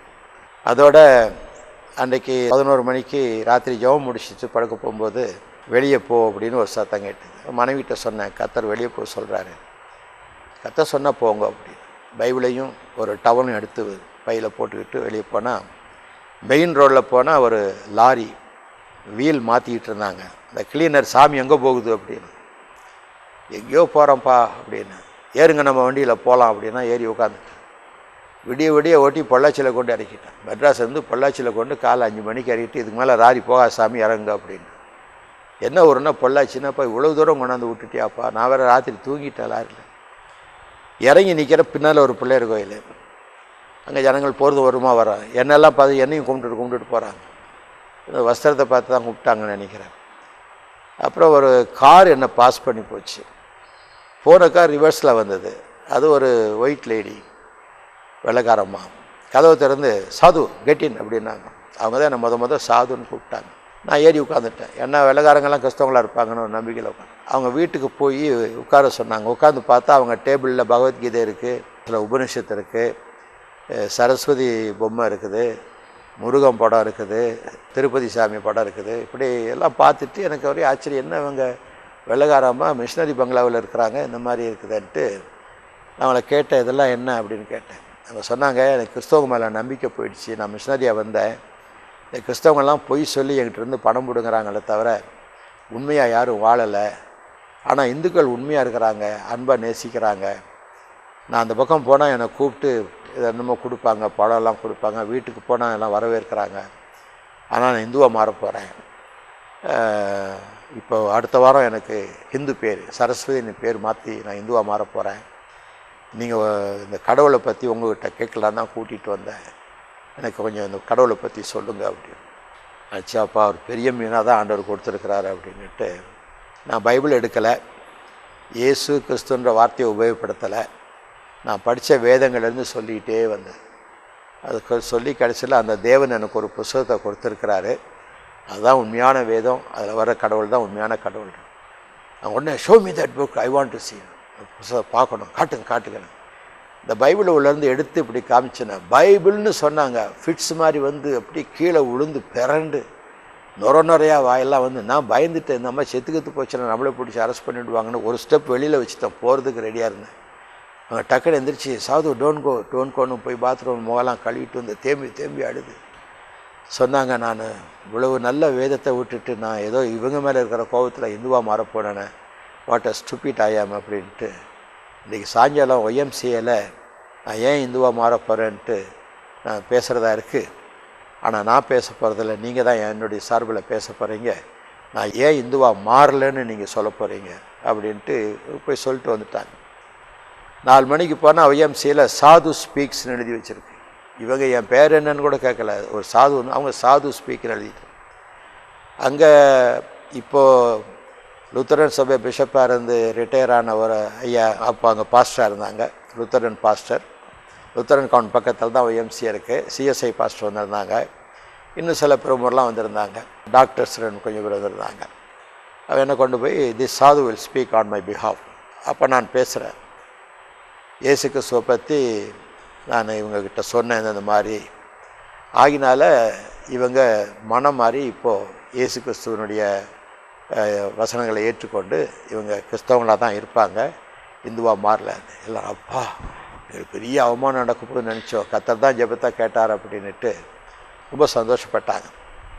அந்த லுத்தரன் பாஸ்டர் எங்கள் சபையில் 2 நாள் பேசுங்கன்னு கூட்டிகிட்டு போயிட்டார். அங்கே 2 நாள் கூட்டம் இல்லை, மற்ற பாஸ்டெலாம் வந்தாங்க. நம்ம பொதுக்கூட்டம் ஒன்று வச்சிடலாம் அப்படின்ட்டு பொள்ளாச்சியில் ஒரு ரைஸ் மில் கிரவுண்டில் வச்சாங்க. எக்கச்சக்கமான ஜனம். ஒரு இந்து சாமி மாதிரி ஒருத்தர் இயேசுவை பற்றி பேசுகிறாரு. வால் போஸ்ட்டு கிடையாது, ஒன்றும் கிடையாது. பயங்கர கூட்டம். 80 பேர் ஞானசாந்தத்துக்கு ஒப்பு கொடுத்தாங்க. நிறைய பேர் ரட்சிக்கப்பட்டாங்க. அங்கேருந்து அக்ரிகல்ச்சர் யூனிவர்சிட்டியில் படிக்கிற ஒரு மாணவர் போய் அந்த பிரின்ஸிபால், அவர் ஒரு நல்ல பிலீவர், டேனியல் சுந்தர்ராஜ் அப்படின்னு நாசரேத்தில் இருக்கிறார், இப்போ ரிட்டையர்ட் ஆகி. அவர்கிட்ட சொல்லியிருக்கிறார். அவர் எனக்கு ஒரு கடிதம், dear Sadhuji could you come to our house and speak to the students அப்படின்ட்டு ஒரு லெட்ரு வந்து எங்களுக்கு ஒரு கூட்டம், ஜெப கூட்டம் நடத்தி கொடுங்க. சரி, அங்கே போனேன். போய் அவர் சொல்கிறாரு, அவரை பார்த்தா ஒரு யங் சாதுவாக இருக்கிறாரு. நான் சாதுனோட வயசானவர், நரச்சத்தாலும் முடிவிட வந்திருப்பார் அப்படின்னாரு. நான் சொன்னேன், நான் சாது இல்லைங்க, என் பேர் செல்லப்பா அப்படின்னு. அதனால என்ன, உங்களை சாது செல்லப்பான்னு கூப்பிட்றோம் அப்படின்னா. அன்னையிலேருந்து தான் எனக்கு சாது செல்லப்பான்னு பேர். அப்போ இந்த வஸ்திரம் போட்ட பிற்பாடு என்னுடைய ஊழியத்தில் ஒரு பெரிய மாறுதல். ஏராளமான ஹிந்து நண்பர்கள் தாங்களாகவே வந்து என்னை அப்ரோச் பண்ணுறாங்க. ஹிந்து மக்களை சந்திப்பதற்கு இந்த உடை எனக்கு ரொம்ப பிரயோஜனமாக இருக்குது. ஒரு கிறிஸ்தவ நிலையில் நான் போய் ஒரு டிராக்டையோ அல்லது இயேசுவை பற்றி சொன்னால் அவன் கேட்க மாட்டாங்க. இப்போ இந்த ட்ரெஸ் போட்டுட்டு போனால் அவங்களாம் வந்து கேட்குறாங்க, சாமி நீங்கள் யார்? இந்த 2 வார்த்தை எனக்கு ரொம்ப பிரயோஜனம். நான் யாருன்னு அவங்களுக்கு சொல்கிறதுக்கு ஆதியிலேருந்து சொல்லுவேன். நான் படித்த இந்து வேதங்கள் இதெல்லாம் எப்படி இருக்குது, இயேசு தான் மெய்யான தெய்வம். அது மாதிரி பல பிரயோஜனங்கள் உண்டு. சில சமயத்தில் ஹோட்டலில் சாப்பிட்டுட்டு பில் கொடுக்க வேணாம், அவங்க கும்பிட்டு வேணாங்க, நீங்கள் சாப்பிட்டதே எங்களுக்கு ஆசீர்வாதம்ன்ற. அது மாதிரி இந்த ட்ரெஸ் போட்ட பின்னால் பெரிய மாறுதல், ஊழியத்தில் ஒரு பெரிய மாறுதல். இந்துக்களுக்காக என்னை அர்ப்பணித்ததுனால இந்துக்கள் மத்தியில் ஊழியம் செய்யணும்னு சொல்லி இந்த வேதங்கள் எல்லாம் சேர்த்து நம்ம பைபிளோட அதை கம்பேர் பண்ணுறதில்ல. பைபிளோட எதையும் கம்பேர் பண்ண முடியாது. ஆனால் அவங்கக்கிட்டேயும் சில உண்மை இருக்குதுன்றதை நம்ம மறுக்கவும் முடியாது. அந்த உண்மை இயேசு தான் சொல்லுதுன்றதை நம்ம எடுத்து சொல்லணும். மூட நம்பிக்கைகளை பற்றி அவங்களுடைய மார்க்கத்தாரே நிறைய பாடி வச்சுருக்காங்க. அதெல்லாம் நம்ம பயன்படுத்தக்கூடிய விதங்கள். இதனால் எனக்கு இந்து மக்கள் மத்தியில் நிறைய ஊழியம், குறிப்பாக இலங்கை தமிழர்கள் மத்தியில் நிறைய ஊழியத்தை கர்த்தர் கொடுத்தார். ஏராளமான இலங்கை வாழ் தமிழர்கள் இயேசுவை ஏற்றுக்கொள்வதற்கு கர்த்தர் என்னை பயன்படுத்தினார். அப்போது இப்படி பயன்படுத்தப்பட்டு வருங்காலத்தில் தான் நான் ஒரு மினிஸ்ட்ரி, அக்னி மினிஸ்ட்ரின்னு சொல்லி, அந்த அக்னின்ற பேர் நம்ம பைபிளும் இருக்குது. நம்முடைய தேவன் அக்னியாய் பட்சிக்கிற அக்னியாக இருக்கிறார். எலியாவுக்கு அக்னி மூலமாக தான் பதில் கொடுத்தார். இப்போ ரிக்வேதத்துலேயும் முதல் வார்த்தையை அக்னின்னு தான் ஆரம்பிக்குது. இந்துக்களுக்கும் அக்னின்றது அக்னி பகவான் அப்படின்னு சொல்லுவாங்க. அதனால் இந்த அக்னி மினிஸ்ட்ரிஸ்ன்னு வச்சு பொதுவாக இந்து மக்கள் மத்தியில் ஊழியத்தை ஆரம்பித்தோம். கொஞ்சம் கொஞ்சமாக அந்த ஊழியம் டெவலப் ஆச்சு. பிறகு ஒரு நல்ல ஒரு மெயின் ஸ்பீக்கருங்க கூடிய நிலையில் கர்த்தர் உயர்த்தினார். குடும்பத்தில் ரொம்ப வறுமை இருந்தது. 13 ஆண்டுகள் கிறிஸ்தவனாக வாழ்ந்த பின்னாலேயும் கஷ்டப்படத்தான் செய்தேன். ஆனால் கடன் வாங்குறத நிறுத்தினேன். அநேகரை கொண்டு கர்த்தர் போஷித்தார். ட்ரெஸ்ஸு முதல் கொண்டு அநேக வீட்டுக்கு போனால் பழைய பேண்ட்டு துணி சட்டைகள்லாம் வாங்கி பிள்ளைகளுக்கு கொடுப்பேன். அப்படி தான் எங்கள் பிள்ளைங்கள்லாம் வளர்ந்தாங்க. என் மனைவிக்கும் யாராவது உடுத்தின புடவையை தான் கேட்டு வாங்கி கொண்டாந்து கொடுப்பேன். அப்படி இருக்கும் காலத்தில் 1980ஆம் ஆண்டுன்னு நினைக்கிறேன், ஒரு சகோதரன் ஒரு மனைவியோட வீட்டுக்கு வந்தார். உங்கள் வீட்டில் ஒரு நைட் தங்கி உங்களோட ஜெபிக்கணுன்னார். என் சின்ன ரூம், இதில் படுக்கிறதுக்கே இடம் கிடையாது, நீங்களும் தங்கினா எப்படி இருக்கும், இல்லை நம்ம உட்காந்து பேசிக்கிட்டே இருப்போம் ராத்திரி முழுக்க. இது காலையில் போயிட்டாங்க. என்ன வந்தாங்க, பேசினாங்க, போயிட்டாங்க அப்படின்ட்டு சொல்லி மனைவி சொன்னால் ஏதோ அவங்க நம்மளோட கஷ்டப்படுவாங்க போல இருக்குது, ஆறுதலாக 2 வார்த்தையை கேட்டு போயிருக்காங்க. பிறகு ஒரு மாதம் கழிச்சு இவங்க வந்தது அக்டோபரில். நவம்பரில் எனக்கு ஒரு லெட்ரு வந்தது பஹ்ரைன் என்ற இடத்துல இருந்து. தமிழ் கிறிஸ்தவ சபையில் நீங்கள் வந்து பிரசங்கிக்க முடியுமா அப்படின்னு கேட்டிருந்தாங்க. இப்போ நான் வர்றேன் அப்படின்னேன். இப்போ அந்த நேரம் தான் பாஸ்போர்ட் ஒன்று வாங்கணும்னு தோணுச்சு. திருச்சினாப்பள்ளியில் வந்து உடனே பாஸ்போர்ட்டுக்கு அப்ளை பண்ணி அது கிடச்சிது. அதுக்கப்புறம் அவங்க டிக்கெட்லாம் அனுப்பிச்சாங்க. போனேன் பஹ்ரைனுக்கு.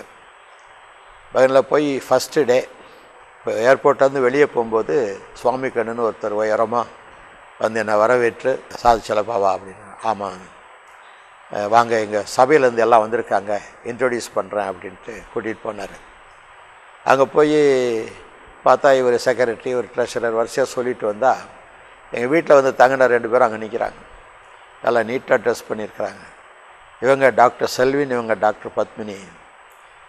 அப்படிங்களா, நீங்கள் எங்கள் வீட்டுக்கு வந்தது மாதிரி தர? ஆமாம், நாங்கள் வந்தோம். என்ன டாக்டர் இவ்வளோ பெரிய ஆளாக இருந்துட்டு எங்கள் வீட்டில் வந்து குடிசையில்? இல்லை, உங்களை பற்றி நான் கேள்விப்பட்டேன், சில பேர் பொய்யெல்லாம் சொல்லுவாங்க, நேரடியாக வந்து பார்க்கலான்னு தான் வந்தேன். உங்களுக்கு வர செலவு, போகிற செலவு எல்லாம் நான் தான் ஏற்றுக்கொண்டிருக்கிறேன். நீங்கள் எங்கள் சபையில் பேசணும், என்னத்தை பேசணும் எனக்கு தெரியாது, நீங்கள் பேசுங்க அப்படின்ட்டார். இப்போ முதல் நாள் பிரசங்கம் போகிறேன். அவங்க என்னை வந்து பிரசங்கத்துக்கு முன்னால் ஒரு பாட்டு பாடி, பலிபீடத்தில் என்னை படைக்கிறேனே இந்த வேலை, பொன்னையும் பொருளையும் விரும்பேன், மண்ணின் வாழ்வை வெறுத்தேன் அப்படிலாம் பாடினாங்க. நான் பிரசங்கும் போது பொன்னையும் பொருளையும் வெறுத்தவங்க இந்த ஊரில் என் வேலைக்கு வந்தீங்க, இங்கே வந்ததே பொண்ணும் பொருளும் சம்பாதிக்கத்தானே வந்திருக்கீங்க, நீங்கள் இந்தியாவில் இருந்திருக்கலாமே, மண்ணின் வாழ்வை வெறுத்தன்னு ஊரில் நல்ல நிலமாக வாங்கி போடுறீங்களே, நீங்கள் பாடுற பாட்டுக்கும் உங்கள் வாழ்க்கைக்கு சம்மந்தமே இல்லையே அப்படின்ட்டு எடுத்த உடனே ஆரம்பித்தேன். எல்லாம் ஒரு மாதிரி கதி கலங்கி போயிட்டாங்க. ரொம்ப பின் ட்ராப் சைலன்ஸ் ஆகி போச்சு. எனக்கே மைனஸோட பயம், என்னடா இப்படி சொல்லிவிட்டோமே நம்ம பாட்டுக்கு அப்படின்னு. கூட்டம் முடிஞ்சோடனே அந்த பிரசிடெண்ட் அவர் வந்தார். பிரதர், நீங்கள் இந்த மாதிரிலாம் பேசுனீங்கன்னா காணிக்கை கிடைக்காது அப்படின்னாரு. நான் சொன்னேன், நான் காணிக்கைக்காக வரல, கர்த்தருடைய வசனத்தை சொல்ல வந்திருக்கேன், இப்போ பிடிக்கலைன்னா அனுப்பிச்சிருங்க, நான் போயிடுறேன் அப்படின்னு. அப்புறம் இன்னொருத்தர் வந்தார். இல்லை நீங்கள் சொல்கிறது உண்மை, நீங்கள் உண்மையை பட்டவர்த்தனமாக சொல்கிறது நாங்கள் விரும்புகிறோம், நீங்கள் பிரசங்கிக்கணும் அப்படின்னா. 7 நாள் பிரசங்கம், 36 பேருக்கு ஞானசாரம் கொடுத்தேன் பஹ்ரைனில். நிறைய பேர் ரட்சிக்கப்பட்டாங்க. நாஸ்திகவாதம் பண்ணவங்களாம் ரட்சிக்கப்பட்டாங்க. 7 நாளுக்கு மேலே இன்னும் 3 நாள் எக்ஸ்டெண்ட் பண்ணி ஒரு பைபிள் ஸ்டடியெல்லாம் வைக்கணும்னு சொல்லி சில கேள்விகள்லாம் கேட்டு இது பண்ணாங்க. நான் போகும்போது ஒரு சின்ன தகர டப்பா மாதிரி ஒரு பெட்டி, ட்ரங்க் பெட்டி தான் தூக்கிட்டு போயிருந்தேன். அவர் சொன்னார், இங்கே உள்ளவங்கெல்லாம் வசதியாக இருக்கிறாங்க, அவங்க கொடுக்குறத நீங்கள் தயவுசெய்து வாங்கிக்கோங்க, வேண்டான்னு மறுக்காதீங்க, 7 பிள்ளைங்க இருக்கிறான்னு சொல்கிறீங்க, உங்களை பற்றி நாங்கள் டாக்டர் சொல்லியிருக்கிறாரு அப்படின்னு. அப்புறம் கொஞ்சம் கொஞ்சமாக ஒவ்வொருத்தராக வந்து கிஃப்டெல்லாம் கொடுத்தாங்க. ரூம் நிறைய பேக்காக வச்சுட்டு போயிட்டாங்க. 3 மணிக்கு வரேன்னாரு. வந்தார். வந்தோடனே எங்கள் பெட்டி எங்கேண்டாரு. அந்த தகர டப்பா தான் என் பெட்டி. அதை தூக்கி கொண்டு போய் டஸ்ட்பினில் போட்டுட்டு கார் எடுத்துகிட்டு போய் என்னால் பெரிய பாக்ஸ் 2 வாங்கிட்டு வந்து எல்லாத்தையும் அதில் பேக் பண்ணி சொன்னார், பிரதர், எங்கள் சபைக்கு வர்றவங்களுக்கு நாங்கள் 10,000 ரூபா கிஃப்டாக கொடுப்போம், ஆனால் உங்கள் விஷயத்தில் அப்படி நாங்கள் செய்யலை, ஒரு லவ் ஆஃபரிங் மாதிரி எடுத்தோம், 25,000 ரூபா காணிக்க கிடச்சிருக்குன்னார். எனக்கு என்னமோ அப்படியே உடம்பெல்லாம் சில்லுன்னு ஆகிப்போச்சு. ஒரு 200 ரூபாய் கூட பார்க்காத மனுஷன் வாழ்க்கையில் 25,000 ரூபான்னு 25 போட்டு 3 சைவர் போட்டால் எப்படி இருக்கும் அப்படி கற்பனை பண்ணி. அப்புறம் நீங்கள் போனீங்கன்னா பாம்பேயில் இதுக்கெல்லாம் டேக்ஸ் பண்ணுவாங்க. அப்போல்லாம் டேக்ஸ் பயங்கரமாக பண்ணுவாங்க அந்த காலத்தில். அதுக்கு எவ்வளோ ஆகும்னு, இன்னும் ஒரு 7,000 ரூபா பண்ணுவாங்க அப்படின்னு. இப்போ 25ல் 7 போச்சுன்னா 18 தானே மிச்சம். அப்படியே மனசில் கணக்கு. அது அவர் சொல்கிறாரு, நாங்கள் அதுக்கு தனியாக ஒரு 10,000 ரூபா கொடுக்குறோன்னார். இப்படி அப்பா 7 பண்ணால் கூட 3, 23, 28 அப்படி. நான் இப்படியே பணத்து கணக்கு போட்டுக்கிட்டு இருக்கேன். ஏர்போர்ட்டுக்கு போனால் சபையாக அங்கே வந்துருக்கு சென்ட் ஆஃப் பண்ணுறது. ஒவ்வொருத்தரும் ஷேக் ஹேண்ட் பண்ணாங்க, போயிட்டு வாங்க பிரதர். உள்ளே குறுன்னு பார்த்தா ஏதோ ஒரு கரன்சி பாக்கெட்டில் போகணும். ஒவ்வொருத்தர் கை கொடுக்கும்போதெல்லாம் ஒரு குறு உள்ள எடுத்து போட்டால் 2 பையும் நிறையும் போச்சு. நல்ல வேலைக்கு 2 பை வச்சு ஜிப்பாக இருக்குது. அப்புறம் போனேன், ஃப்ளைட்டில் ஏறி உட்காந்துட்டேன். டேக் ஆஃப் பண்ணோடனே உள்ளே இருக்கிறதெல்லாம் மடியில் தூக்கி போட்டேன். இந்த பக்கத்தில் உட்காந்த சீட்காரன் என்னை ஒரு மாதிரியாக பார்க்குறான், வேற கொள்ளக்காரன் போல் இருக்குன்னு. நான் அவர்கிட்டே கேட்டேன், இந்த பணத்தெல்லாம் எப்படி இந்திய ரூபா மாற்றுறது அப்படின்னு. டேக்ஸ் கட்டணும், அந்த டைமில் எல்லாத்தையும் கொடுத்துருங்க, அவங்க டேக்ஸ் பிடிச்சிட்டு மிச்சத்தை கொடுத்துருவாங்க அப்படின்னு. கஸ்டம்ஸில் போனால் என்ன இருக்குது பெட்டியில் என்னாரு, எல்லாத்தையும் சொல்லிவிட்டேன், வரிசையாக இருக்கிறதெல்லாம் சொல்லிவிட்டேன். நீ தான் ஃபஸ்ட் டைமா அப்படின்னாரு. ஆமாம் அப்படின்னு. அதான் எல்லாத்தையும் சொல்கிறீங்க, பரவாயில்ல, எவ்வளோ சார் ஆகும் அப்படின்னு. எல்லாம் ஒரு 7,000 போட வேண்டியதாக இருக்கணும். அது அவள் தான் அவங்களும் சொன்னாங்க, 10,000 கொடுத்துருக்குறாங்க எனக்கு, 7,000 போடுங்க அப்படின்னு. அவர் எழுதும்போது 2,000 எழுதிட்டார். அவர் என்ன இதில் எழுதினார் தெரியும். நான் போயிட்டு திருப்பி உடைந்த, சார் நீங்கள் 7 சொன்னீங்க, 2 தான் எழுதியிருக்கீங்கன்னு. அப்படியா, சரி பரவாயில்ல போங்க அப்படின்ட்டு. இங்கே போய் அதை சொன்ன மாதிரி எல்லா பணத்தையும் தூக்கி கொடுத்தார். அதெல்லாம் கவுண்ட் பண்ணி பார்த்துட்டு 1,11,000 ரூபா எனக்கு இந்தியன் கரன்சியில் கொடுத்தார். அதை வாங்கி கொண்டாந்து ஒரே நாளில் என்னுடைய எல்லா கடனையும் கட்டினேன். அதாவது எனக்கு கடன் கொடுத்து மறந்துட்டவனுக்கு கூட ஞாபகப்படுத்தி கொடுத்தேன். உங்கள்கிட்ட வாங்கினேன் இந்த கடனை பிடிச்சி. ஒருத்தர் சொன்னார், இவ்வளோ நாள் கழித்து கொண்டாந்து கொடுக்குறியப்பா, அது நானே மறந்துட்டேன், நீயே வச்சுக்க போன்னு நினச்சிட்டார். இந்த மாதிரிலாம் தேவன் பல அற்புதம் செய்தார். ஃபஸ்ட்டு டைமாக எங்கள் பிள்ளைங்க நல்ல துணி போட்டாங்க. அப்போ கோயம்புத்தூரில் இருக்கிறேன். கோயம்புத்தூர் உள்ள சிலர், இவர் நல்லா பிரசவம் பண்ணுறாரு, பிள்ளைங்க ஏன் இப்படி தரித்திரமாக இருக்குது அப்படின்னு பேசினா அதே பாஸ்டர்ஸ் இப்போ அவர் உலகமாக மாறிட்டார், புது புது துணியாக போடுறாங்க அப்படியும் பேசினாங்க. எனக்கு இந்த ஊழியர்கள் என்று சொல்லக்கூடிய மனுஷர்களுக்குள்ள இப்படிப்பட்ட பேதகங்கள், காய்மகாரங்கள் இருக்கிறது இன்னும் மனசுக்கு ஒரு கவலை தான். நான் வெளிப்படையாக இருக்கிறேன், எல்லாரும் அப்படி இருக்கணும்னு விரும்புகிறேன். அப்படி அந்த ஊழியத்தில் 80ஆம் வருஷம் கிடைச்ச ஒரு ஆசீர்வாதம் என்னுடைய வாழ்க்கையில் ஒரு பெரிய ஆசீர்வாதம், மறக்க முடியாது. அந்த பெகரின் திருச்சபையை நான் மறக்கவும் முடியாது. அப்போ அங்கே இருந்தவங்கெல்லாம் இப்போ இல்லை. அநேக ஆண்டுகள் கழித்து இப்போ சமீபத்தில் பெகரின் போயிட்டு வந்தேன். இப்படி ஊழியங்களை பணம் வரும்போது அதை நான் சொந்தமாக ஒரு வீடு வாங்கியிருக்கலாம், சேகரித்து அது நிலங்கள்லாம் வாங்கியிருக்கலாம். அதை செய்ய எனக்கு மனசு இல்லை. கர்த்தர் கொடுக்குறதெல்லாம் ஊழியத்துக்குன்னு தான் கொடுக்குறாங்க. உங்கள் நிலம் வாங்கிறதுக்கு கொடுங்க, வீடு கட்டிக்குங்கன்னு யாரும் கொடுக்கறதில்ல. ஊழியத்துக்கு வச்சுக்கோங்க. ஊழியத்துக்குன்னு கொடுத்த பணத்தை மிச்சம் பண்ணி நான் வீடு கட்டி கர்த்தர் வீட்டை கொடுத்தாருன்னு சாட்சி சொல்ல முடியாது. அந்த ஒரு பயத்தினால நான் சொந்த வீடை பற்றி நினைக்கல. அப்போது ஊழியங்களை கர்த்தர் நல்லா ஆசீர்வதிச்சிட்டு வந்தார். கிடைக்கிற பணத்தை பொது சேவைகள், இப்போ ஊழியங்களை ஸ்தாபிக்கிறது, சர்ச் பிளான்டேஷன். அதுக்கப்புறம் இப்போ சமீபத்தில் போன ஆண்டு பிராமணர்கள் ரட்சிக்கப்பட்டால் இந்து மார்க்கம் தானாக போயிடும், அதனால் பிராமணர்களுக்கு ஒரு ஊழியம் ஆரம்பிக்கணும்னு கிறிஸ்தவ பிராமண சேவா சமிதின்னு ஒரு இயக்கம் ஆரம்பித்து ரட்சிக்கப்பட்ட பிராமணர்கள்லாம் ஒன்றாக்கி அவங்களுக்கு வேத மந்திரத்தை சொல்லிக் கொடுத்து பிராமணனை கொண்டே பிராமணனுக்கு சுவிசேஷத்தை சொல்கிற ஒரு இயக்கத்தை ஆரம்பித்து அதுக்கு இப்போ ஒரு பகுதியை நான் ஒதுக்கியிருக்கிறேன். ஒரு 80க்கும் அதிகமான பிள்ளைகளை படிக்க வச்சுருக்கேன். இப்போ ரைட்னா 38 ஏழை பிள்ளைகளுக்கு நான் அவங்கள ஆர்ஃபனேஜ் மாதிரி தனியாக கொண்டாந்து வைக்கல, அவங்க வீட்டோடு தான் இருப்பாங்க. நான் கொடுக்குற காசு அந்த ஏழை குடும்பத்தில் ஒரு நேரம் நல்ல சாப்பாடு சாப்பிட்றதுக்கும் பிரயோஜனம், பையன் பள்ளிக்கூடத்துக்கும் படிக்கிறான். ஒரு பையன் எம்பிபிஎஸ் வரைக்கும் படிக்க உதவி செய்தேன். இப்போ அவன் டாக்டராக இருக்கிறான். அவன் வந்து கேட்டால், ஐயா நீங்கள் எனக்கு உதவி செஞ்சீங்க, நான் இப்போ சம்பாதிக்கிறேன், பணத்தை கொஞ்சம் கொஞ்சமாக கொடுக்கட்டுமானாரு. இல்லை தம்பி, 2 பிள்ளைங்க படிக்கிறதுக்கு உதவி செய்ய அப்படின்னு. இப்போ அவர் 2 பிள்ளைகளுக்கு படிக்கிறதுக்கு உதவி செய்கிறார். பாம்பேயில் பாலச்சந்தர்னு ஒருத்தர் பைலட்ஸுக்கு டீச்சராக இருக்கிறார். அவர் எங்கள் வீட்டில் வளர்த்து நாங்கள் தான் படிக்க வச்சு அவருக்கு உதவி செய்தோம். இந்த மாதிரி அநேக காரியங்கள். இப்போ குன்னூரில் 2 வாலிப பிள்ளைகள், தகப்பன் இல்லாத பிள்ளைகள், தாய் தேயிலை தோட்டத்தில் இலை கழிட்டுருக்குறாங்க, அவங்களுக்கு உதவி செய்கிறேன். ஒரு பாஸ்டர், படிக்காத ஒரு பாஸ்டர், அவர் ஜிம்னாசியம் செஞ்சவர். அப்படிப்பட்ட மனுஷனை இன்றைக்கி எங்கள் வீட்டில் எங்கள் ஆஃபீஸில் அட்டெண்டராக வச்சு இன்றைக்கி பாஸ்டர் ஆக்கி விட்டுருக்குறேன். அவருக்கு ஒரு வீடு கட்டி கொடுத்துருக்கேன், சபை கட்டி கொடுத்துருக்கேன். இறையூர்ன்ற ஒரு ஊரில் சபை கட்டுறதுக்கு கிடைச்ச காசெல்லாம் சபை கட்டுறதுக்கும் ஊழியர்களுக்கு வீடு கட்டிய மனைவி சொல்லுவாள், அவனுக்கெல்லாம் வீடு கட்டுறீங்களா, நமக்கு ஒரு வீடு கட்ட மாட்டேன்றீங்களே, நமக்குன்னு யாராவது ஒருத்தர் கொடுப்பாங்கம்மா, அப்போ வாங்கிக்கலாம் வீடு, இல்லைன்னா பரலோகத்தில் கட்டுற வீடு போதும் அப்படின்னு சொல்லிவிடுவேன். இது வரைக்கும் வீடு கட்டுற ஐடியாவே கிடையாது. அவருடைய பிள்ளைகள் 2 இப்போது மனைவியும் படிக்கலை, அவரும் படிக்கலை. ஆனால் அவங்க பிள்ளைங்க ஒன்று இப்போ காலேஜில் படிக்குது. தேவன் அதுக்கேற்ற ஞானத்தை கொடுத்துருக்கிறார். ஒரு பிள்ளை காலேஜ் படிக்க, ஒன்று இப்போ +2 எக்ஸாம் எழுத போகுது. 2 பெண் பிள்ளைகள். ஒரு பிராமண சகோதரி, ஒரு பைத்தியக்காரி மாதிரி டிப்ரெஸ்ட் உமன், ஒரே ஒரு குழந்தைய கொடுத்துட்டு புருஷன் வேறு ஒருத்தையை கூட்டிகிட்டு போயிட்டான். அதை ஆதரித்து அதை ஒரு நாள் நீ கிறிஸ்தவளாக ஆகுன்னு நான் சொல்லவே இல்லை. இன்னும் அது பிராமண ஸ்திரீ தான் இருக்குது. இப்போ பையன் 10th எழுதுகிறான். அந்த பையன் என்ன சொன்னான்னா, இந்த ஐயா நம்மளை கிறிஸ்தவனாகன்னு ஒரு வார்த்தை கூட சொல்லலை, தொடர்ந்து மாதம் மாதம் இவ்வளோ பணம் கொடுக்குறாரு நமக்கு, என்னை படிக்க வைக்கிறாரு, அவர் வணங்குற தெய்வம் தாம்மா உண்மையான தெய்வம், நம்ம கிறிஸ்துவுக்குள்ளே வந்துடணும்னு சொல்லி அந்த பையனால் இப்போ அவங்க கிறிஸ்துவுக்குள்ளே வந்திருக்கிறாங்க. அப்படி சில காரியங்களை செய்கிறத பார்த்து அநேக மக்கள் இந்த ஊழியத்துக்காக உதவி செய்கிறாங்க. மற்ற எனக்கு வெளிநாட்டு வருமானம் எதுவும் இல்லை, எந்த ஒரு வெளிநாட்டு ஸ்தாபனமும் எனக்கு உதவி செய்யலை. சிலர் என்னை பார்க்கும்போது உங்களுக்கு எங்கேருந்து உதவி வருதுன்னு கேட்பாங்க. நான் பரலோகத்திலேருந்து வருதுன்னு சொல்லுவேன். நான் பரலோகவாசிகளாகிய விசுவாசிகள் அனுப்புகிற காணிக்கை தான் என்னுடைய உதவி. சில சமயத்தில் யாராவது லம்பாக ஒரு 20,000 30,000 கொண்டாந்து கொடுப்பாங்க, அது எனக்கு பம்பர் ஆஃபர் மாதிரி. மற்றதெல்லாம் எளிமையான காணிக்கை. பிரசவம் பண்ண போகிற இடத்துல எனக்கு இவ்வளோ 1000 கொடுங்க, அவ்வளோ 1000 கொடுங்க அப்படின்னு டிமாண்ட் பண்ணுறதில்ல. சில இடத்துல என்னை ஏமாற்றுவாங்க, அவங்க திருப்பி கூப்பிட்டாங்கன்னா டிமாண்ட் பண்ணுவேன். மற்றபடி யாராவது முதல்ல போவேன், அவங்களாம் நல்லா காணிக்கை கொடுத்தாங்கன்னா சந்தோஷம், இல்லை திருப்பியும் கூப்பிட்டாங்கனாக்கா எனக்கு இவ்வளோ கொடுக்கணும்னு சொல்லிடுவேன். ஏன்னா அவங்க ஒரு பேர் உள்ள ஒருத்தர் வரும்போது நமக்கு கூட்டம் வரும், காணிக்கை சேர்க்கலாம், அப்படி எண்ணி கூப்பிட்றவங்களும் உண்டு. நிறைய வியாபார நோக்கத்தோடு ஊழிய செய்கிறவங்களும் இருக்கிறாங்க.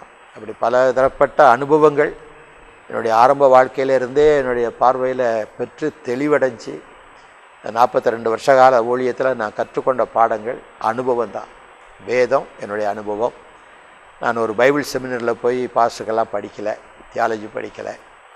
ஆனால் வேத சத்தியங்களை திரும்ப திரும்ப திரும்ப படித்து அதில் உள்ள ஒவ்வொன்றுக்கும் கேள்வி கேட்டு, யோவேலில் அதற்கு பின்பு மாம்சமான யாவர் மேலும் என் ஆவியை ஊற்றுவேன்னு ஒரு வசனம், இதை எல்லாரும் பயன்படுத்துகிறாங்க, ஆவின விஷயத்துக்கெல்லாம் சொல்கிறாங்க. ஆனால் என்னுடைய மனசில் அதற்கு பின்புன்னு இருக்க, எதற்கு பின்பு இதை செய்வார் அப்படி ஒரு கேள்வி வரும். அப்போ அதுக்கு முன்னால் உள்ளதெல்லாம் படிப்பேன். அப்போ அதுக்கு முன்னால் உள்ளது என்ன சொல்லுது, நீ மனம் திரும்பு, ஆளு, உன் பாவத்தை காதறி ஒப்பு கொடு, ஆண்டவருக்கு முன்னவா, அதற்கு பின்பு என் மாம்சமான யார் மேலும் ஆவியை ஊற்றுவேன். திடீர்னு எல்லாரும் மேலும் ஆவியை ஊற்றுவாரோன்னா எல்லாம் ஓன்னு கத்துறாங்க. அது அப்படிப்பட்ட உணர்ச்சி வசப்பட்ட பிரசங்கத்தை நான் செய்கிறதில்லை. உணர்வூட்டி கத்தர் பரலத்திலிருந்து கொட்டுவார், அப்படி செய்வார், வானத்தின் பலகணியை திறந்து இடங்கொள்ளாமல் போகும் மட்டும் எல்லாம் ஃபைனான்ஸை தான் பேசுகிறாங்க. ஆசீர்வாதம்னு சொல்கிறது ஃபைனான்ஸில் இல்லை, தேவனுடைய ஆசீர்வாதம் விதவிதமாக இருக்குது. அப்படிப்பட்ட ஒரு எளிமையான ஊழியம். அழைக்கிற இடத்துக்கு போகிறேன், அது எந்த சபைன்னு நான் பார்க்குறதில்ல. இப்போ என்னுடைய மகன் ஒரு சமயம் நான் ஊழியம் செய்யும்போது அவர் காலேஜில் படித்தார், நல்ல கிட்டாரிஸ்ட், ட்ரக் அடிக்டாக போயிட்டார். அதுக்கப்புறம் நாங்கள் மகனை ஒன்றுமே சொல்லலை, நானும் என் மனைவியும் ஜெபிக்க ஆரம்பித்தோம். ஒரு நாள் அவரை பார்த்து அவராக கதறி அழுது, நான் இனிமேல் அப்படி செய்ய மாட்டேன்ப்பா, மன்னிச்சிருங்கன்னு சொல்லி, இன்றைக்கு அவர் பாஸ்டராக இருக்கிறார். அவருடைய சபையில் நான் மெம்பராக இருக்கேன். அப்படி மகன் சபைக்கு உதவியாக இருந்து செய்கிறேன். இறையூரில் எனக்கு ஒரு சபை உண்டு, கிராம சபை உண்டு. ஆதம்பாக்கத்தில் ஒரு சபை உண்டு, அதில் தான் அந்த ஜிம்னாசியம் பண்ண பிரதர் பாஸ்டராக இருக்கிறாரு. நான் நிறைய சபை வச்சுருந்தேன். இப்போது அந்த பொறுப்புகள் நடத்த முடியாது, நிறைய பேரை வச்சுக்கிட்டால் ஒழுங்காக செய்ய முடியாது. அதனால் எல்லாம் இண்டிபெண்ட் ஆக்கி விட்டுட்டு, நீங்களே பார்த்துக்கங்க, இனிமேல் நான் வேண்டாம், இப்போ வளர்ச்சி அடைஞ்சிட்டிங்க, நீங்களே சமாளிங்க. 3 சபை தான் இப்போ என்னுடைய மேற்பார்வையில் இருக்குது. நான் சபை போதகராக இல்லை, பாஸ்டர் இல்லை, நான் எவாஞ்சலிஸ்ட்.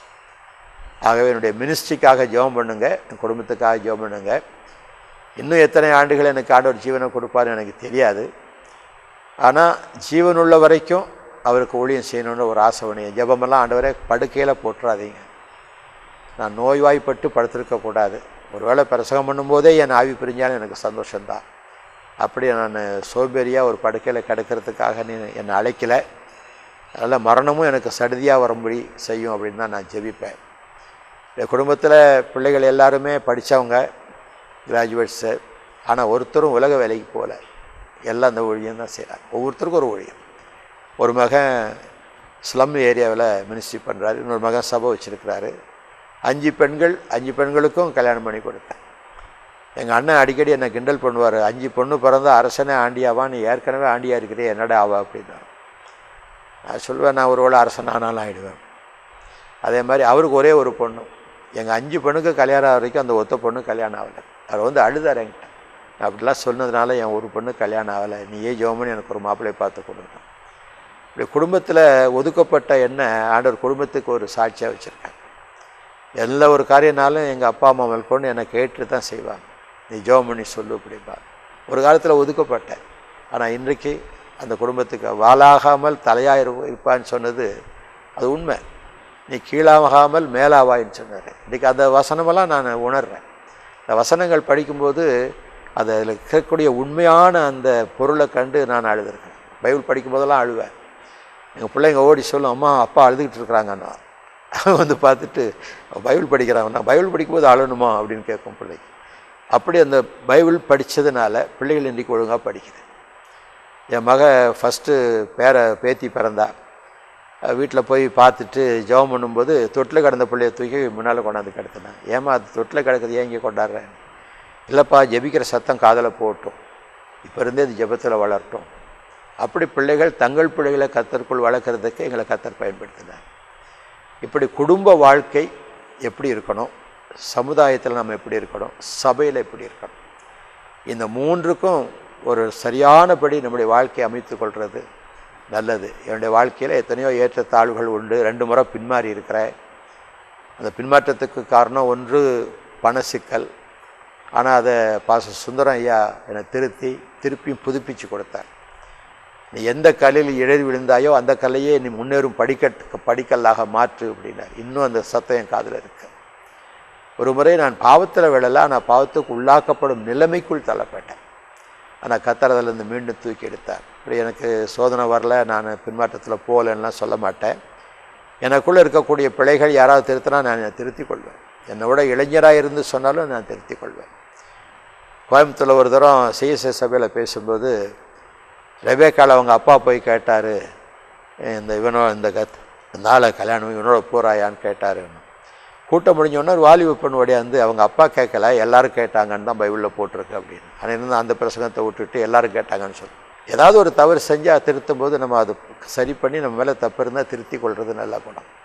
ஆண்டவர் ஒவ்வொருத்தரும் எதிர்பார்க்கிறார். வாழ்க்கையில் அதை கடைப்பிடிக்கிறேன். இன்றைக்கும் நான் புஸ்தகம் எழுதும்போது கூட தவறு இருந்தால் என்னை திருத்துங்கன்னா எழுதுவேன். அப்போது வாழ்க்கையில் நான் பெர்ஃபெக்ட்னு சொல்ல மாட்டேன். பெர்ஃபெக்ஷனை நோக்கி நடந்து கொண்டிருக்கும். பரிசுத்தமாகுதலை தெய்வ பயத்தோடே பூர்ணப்பட்டவன் அல்ல. பவுலே அப்படி சொல்லலை. இதான் என்னுடைய சாட்சி. இன்னும் எஞ்சிய காலம் எப்படி போகுமோ எனக்கு தெரியாது. 75வது வயதில் சாட்சி கொடுக்கும்படி தேவன் கிருபை செய்திருக்கிறார். நான் முதல் வெளியிடுகிற சாட்சி, முழு சாட்சி இந்த இடத்துல பதிவு பண்ண முடியாது. கர்த்தர் கிருபை செய்தார். நன்றி. கர்த்தர் உங்களை ஆஸ்வதிப்பாராக. ஆமென்.